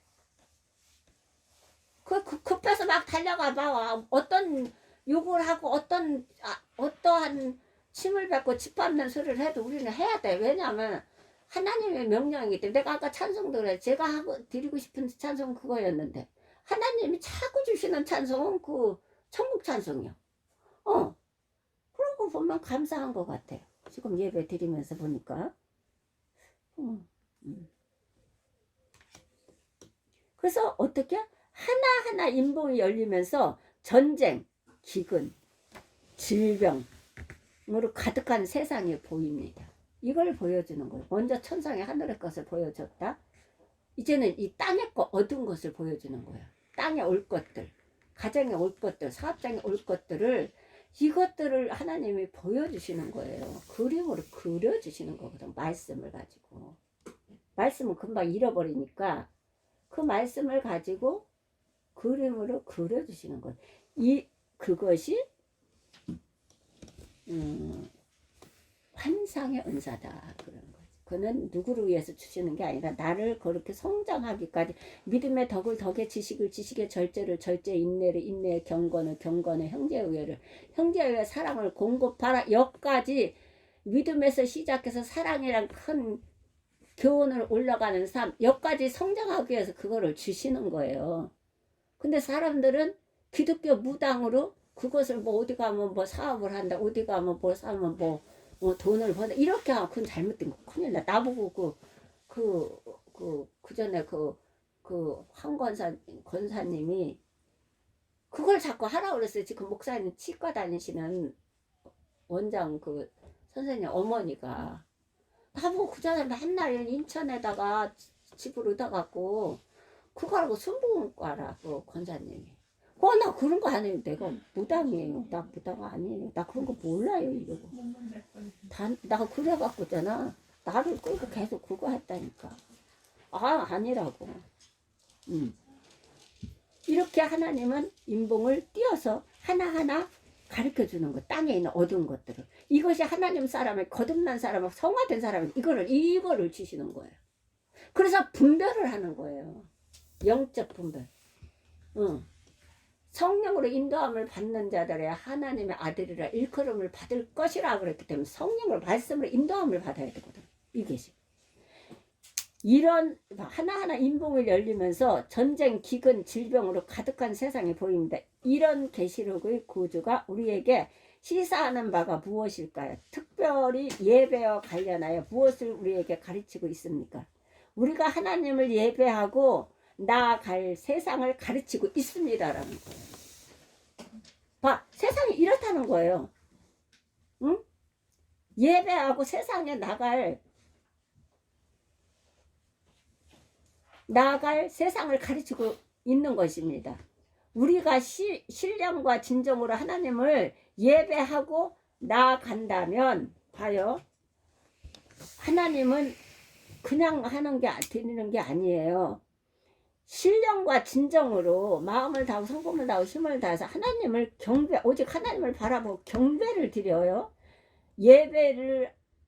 예배하고 나간다면 우리는 이 세상을 두려워야 할 필요가 없다는 말입니다. 이렇게 전쟁, 기근, 질병 가득한 세상에서 지금 얼마나 지금 난리예요. 이거 코로나로 더 난리요. 요한계시 17장을 볼까? 7장 17절.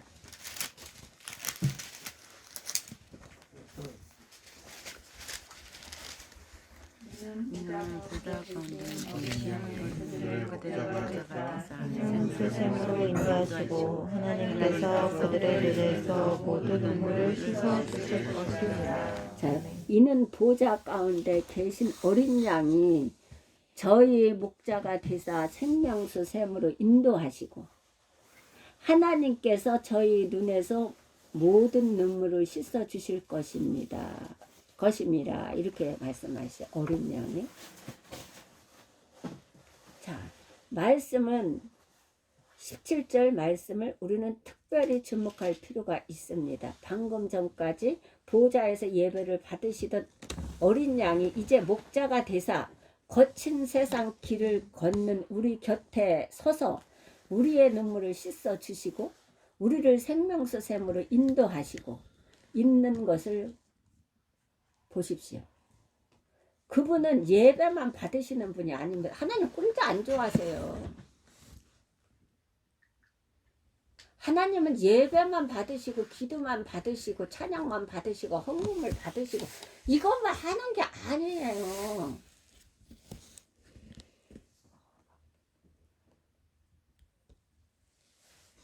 그분은 예배만 받으시는 분이 아닙니다. 자, 그분은 예배하는 우리를 인도하시기에 이제 목자로서 우리 앞에 서서 우리를 이끌어 주십니다. 예배가 끝난 후, 자요, 예배가 끝나서 축도를 받으시고 목사님을 통해서 축도를 받으십니다. 어떤 사람도 축도 안 받고 그냥 나가요. 아니요. 그거는 안 되는 거예요.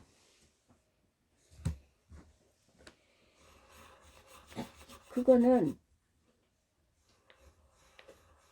여호와께서 모세에게 일러 가라사대 아론과 그 아들들에게 이르기를 여호와는 네게 복을 주시고 너를 지키시기를 원하며 여호와는 그 얼굴을 네게 비치사 은혜 베푸시기를 원하며 여호와는 그 얼굴을 네게로 향하여 드사 평강 주시기를 원하노라 하노라. 그들은 내 이름으로 이스라엘 자손을 위하여 축복할지 내가 그들에게 복을 주리라. 하나님께서 목사님에게 이 축도권을 주셨기 때문에 이 축도를 받지 않고 가면 안 됩니다.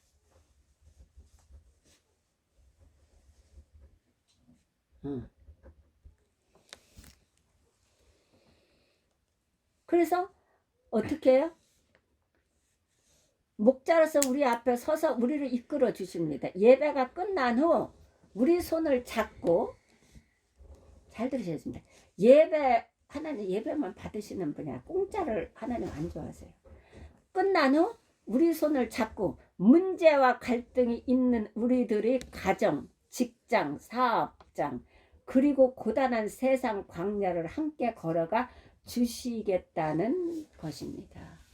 이게 하나님이 우리에게 하신 축복, 예배 드리고 나서 주시는 축복입니다. 그래서 예배가 제일 중요합니다.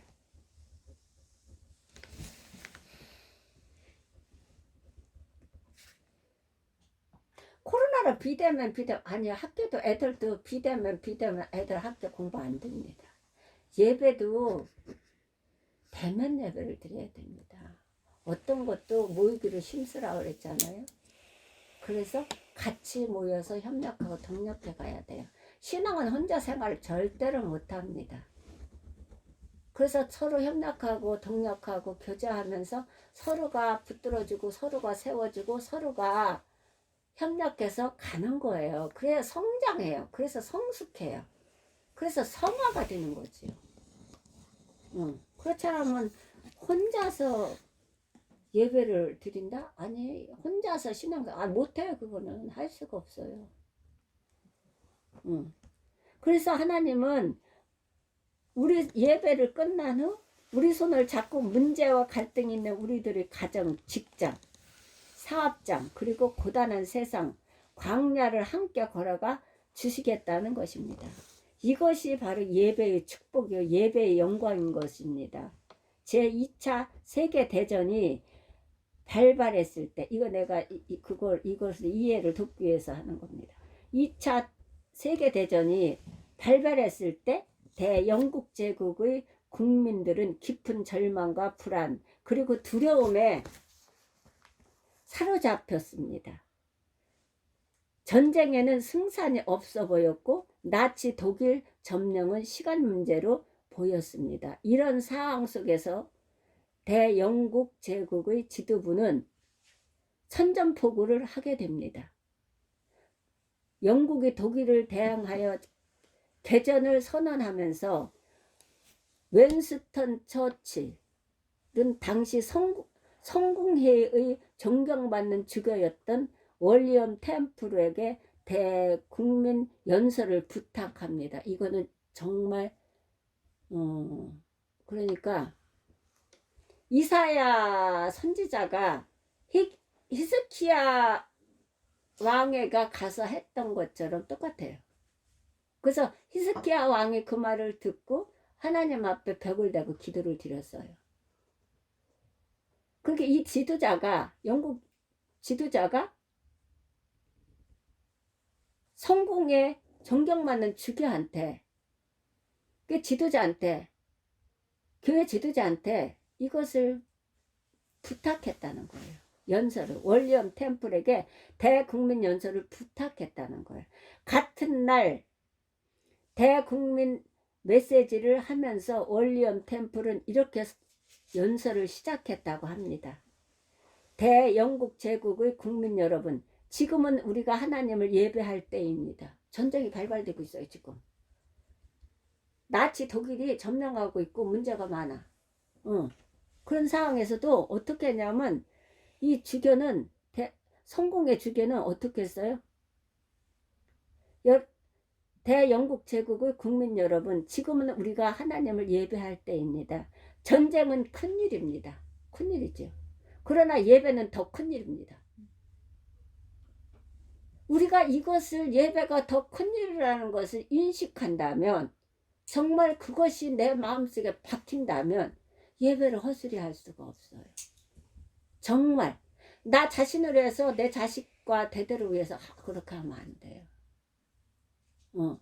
하나님 다 보고 계시다잖아요. 부자가 헌금을 드리는 거, 과부가 내 집 돈을 드리는 거 다 보시고 계신다잖아요.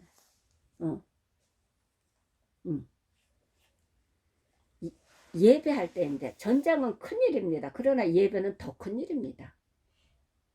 만일 우리 국민이 이와 같은 때에 진정 하나님을 예배할 수 있다면, 그리고 그 하나님을 바라보고 그 하나님이 우리와 함께 하는 것을 믿을 수 있다면 전쟁은 결코 큰일이 아닙니다라는 거야.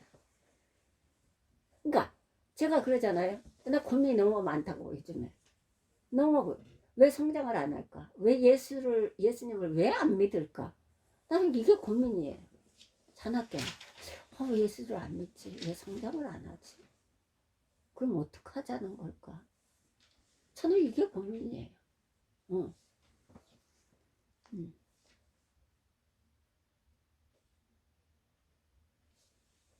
그래서 어떻게? 전쟁은 결코 큰일이 아닙니다. 그러니까 제가 이렇게 나이를 먹고 보니까 내가 그러잖아요. 제가 어떤 것도 다 헛되더라. 자, 성경 말씀대로 그대로예요. 고운 것도 헛되고 아름다운 것도 헛되나 오직 여호와를 경외하는 여자는 어떻게 한다? 칭찬을 받으리라. 그 손으로 하는 모든 것을 자기 입으로 돌아가면 그 축복이 다 자기에게 돌아간다는 거예요. 그러니 자, 고운 것도 헛되대, 아름다운 것도 헛되대. 내가 지금까지 살아보니까 맞아요. 내가 50대를 살아보고 60대를 지금 살아보는데, 영혼 구원시키는 게, 이 영혼들을 다 내가 기도를 바꿨고, 내가 이 희생을 하나님 앞에 나를 온전히 산 제물로 드렸으니까 하나님 받으시고 제 소원 들어주세요. 영혼 구원시키는 거, 영혼 구원 시키는 거, 그리고 그 영혼들이 다 하나님 예수 그리스도 이름 앞에 복종하는 거, 사울께 무릎 꿇어서 주님을 경외하고 섬기는 것, 이것이 제 소원이고 마음의 소원. 자, 또 이 코로나를 그쳐주시는 것, 이것이 제 소원입니다. 전 그것이 제 마음의 소원이에요. 네 마음의 소원을 여호와께서 이루어 주신다 했으니까 그 말씀 붙들고 저는 늘 기도 드립니다. 자, 큰일이 뭐예요? 전쟁은 결국 큰일이 아닙니다. 예배가 큰일이라잖아요. 그리고 우리는 능히 우리가 예배한 하나님의 도우심으로 이 전쟁을 승리할 것입니다. 와, 멋져요. 그 이튿날 주일 영국의 모든 교회는 종을 울렸고 교회마다 예배를 드리러 오는 사람들로 인산인해를 이루었습니다. 그리고 과연 대영국 제국은 치열한 전선에서 버티고 견디어 냈고 마침내 승리할 수 있었습니다. 내가 기도를 드린다, 예배를 드린다 그래서 그냥 있는 게 아니라 하잖아요.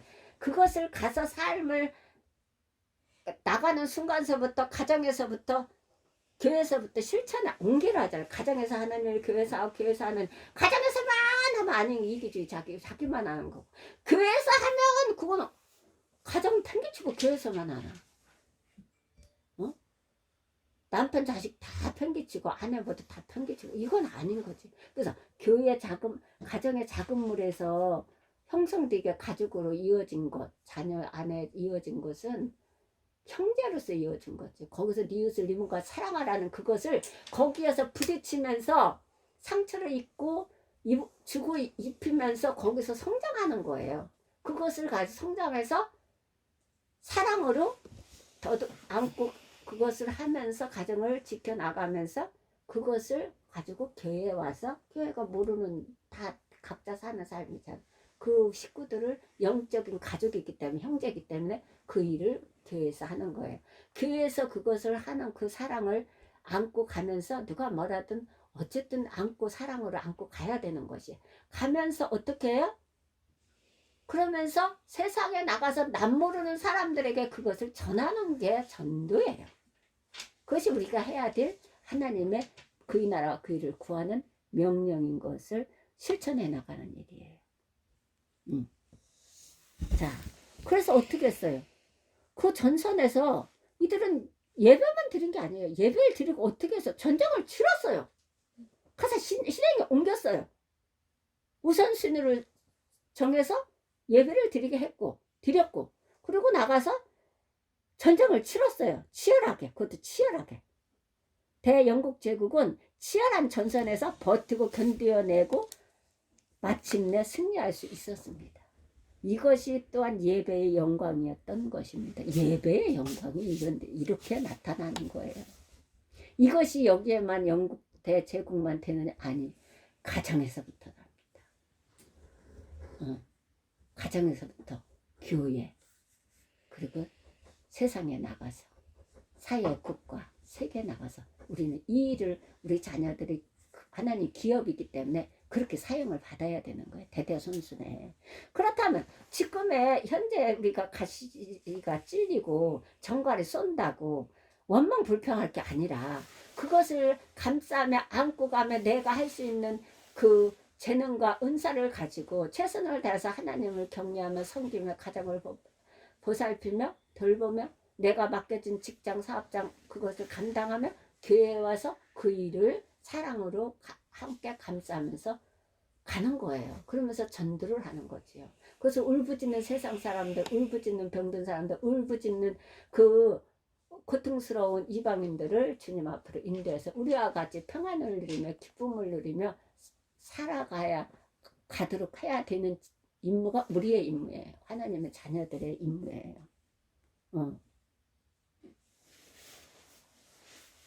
예배 따로 행동 따로는 아닌 거예요.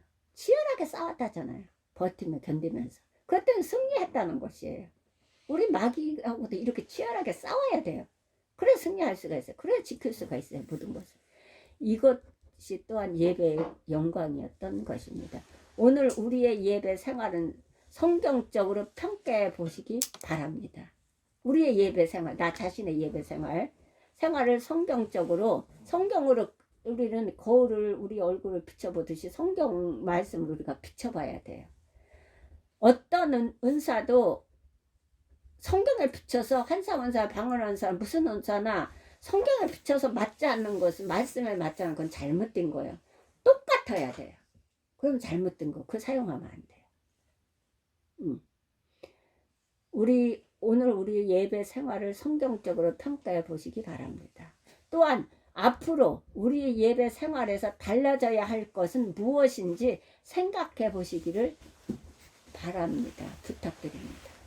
그래서 다시 우리가 일어서서 이 코로나 이 전염병으로 인해서 우리가 침체되었던 예배, 침체되었던 기도, 침체되었던 우리가 찬양, 침체되었던 모든 봉사 일들을 다시 우리가 예배에 우리가 다시 예배로 일어서서 일어서라 하잖아요. 그래서 하나님은 예수님은 세우라 하잖아요. 일어서서 내가 세워지고 서서 내가 성화돼서 우리가 맡겨진 일들을 가정서부터 사업장, 직장, 모든 학교 아이들 또 교회에 이방인들을 전도하는 것, 세워가는 것들을 다시 우리가 해서 일당 100, 일당 만만을 주님 앞으로 인도하는데 사용받는 사울교회 우리 모든 가족이 되기를 간절히 부탁드리고 간청드립니다. 아멘. 감사합니다.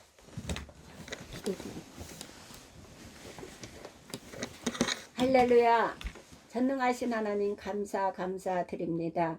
오늘도 부족한 정말 무식하고 무지합니다. 연약합니다. 그럼에도 불구하고 하나님께서 급하시기에 이 종을 하나님 이 시간에 사용하신 것을 감사드립니다. 잘못된 것이 있으면 용서하여 주시고 다시 점검할 수 있도록 도와주시옵소서. 그러나 하나님 우리 가족들이 정말 이 말씀을 통해서 다른 거 보지 말고 이 말씀을 통해서 귀로 듣게 하시고 마음에 심령에 박히게 하셔서 하나님께 영광을 돌려드리되 거듭나 성화가 되는 역사가 있게 하여 주시옵소서. 각각 하나님께서는 찾고 찾으면 만나리라고 약속하셨고 성령은 하나님 회개하고 자복함으로 세례를 받고 또한 하나님 제사함을 받고 그러면 성령을 선물로 주신다 약속하셨사오니 다 그렇게 하나님 앞에 회개하고 자복함에 하나님의 앞에 그 사함을 받음으로 하나님을 만나 성령 충만하여 사도 요한처럼 하늘의 천상의 예배를 드리며 이 땅에 있는 모든 어두운 것들을 분별하여 그것에 대비할 수 있는 우리 사울교회의 모든 가족들이 되게 하시고 하나님을 만나 받은 영과 많다 전하고 증거하며 일당 100, 일당 만만을 주님 앞으로 인도하는데 만껏 사용하여 주시옵소서. 그리고 하나님께서 이 땅 예배만 받으시는 것이 아니라 예배를 받은 후에 하나님께서 모든 가정과 사업장과 직장과 고단한 세상의 광야를 하나님께서 의로운 오른손으로 붙들고 다니시면서 지키심에 하나님께서 그 막대기로 인도하시고 또한 지팡이로 인도하시고 막대기로 마귀를 대적해 주셔서 안전하게 지켜주시는 분이 하나님이십니다. 그 일을 하나님께서 하심에 감사드립니다. 그래서 우리 사울교회 한 심령도 한 가정도 한 어린이도 하나님 지켜주시고 보살펴 주시고 보호하여 주셔서 어둡고 캄캄한 이 시대에 정말 빛의 사명을 감당하며 영혼들을 구원시키는데 마음껏 사용하여 주시어서 모든 백성들이 믿음 안에서 감사함으로 영광을 돌려드리며 살게 하시고 이 나라 이 모든 지구촌의 영혼들이 다 대대의 축복을 받아 살아가는 모든 지구촌 영혼들이 될 수 있도록 하나님 축복하여 주시옵소서. 이 모든 기도 나사렛 예수 그리스도 받도록 기도드렸사옵나이다. 아멘. 감사합니다. 이거 사도 기도문으로 하나님께 기도드립니다. 하늘에 계신 우리 아버지여 나라의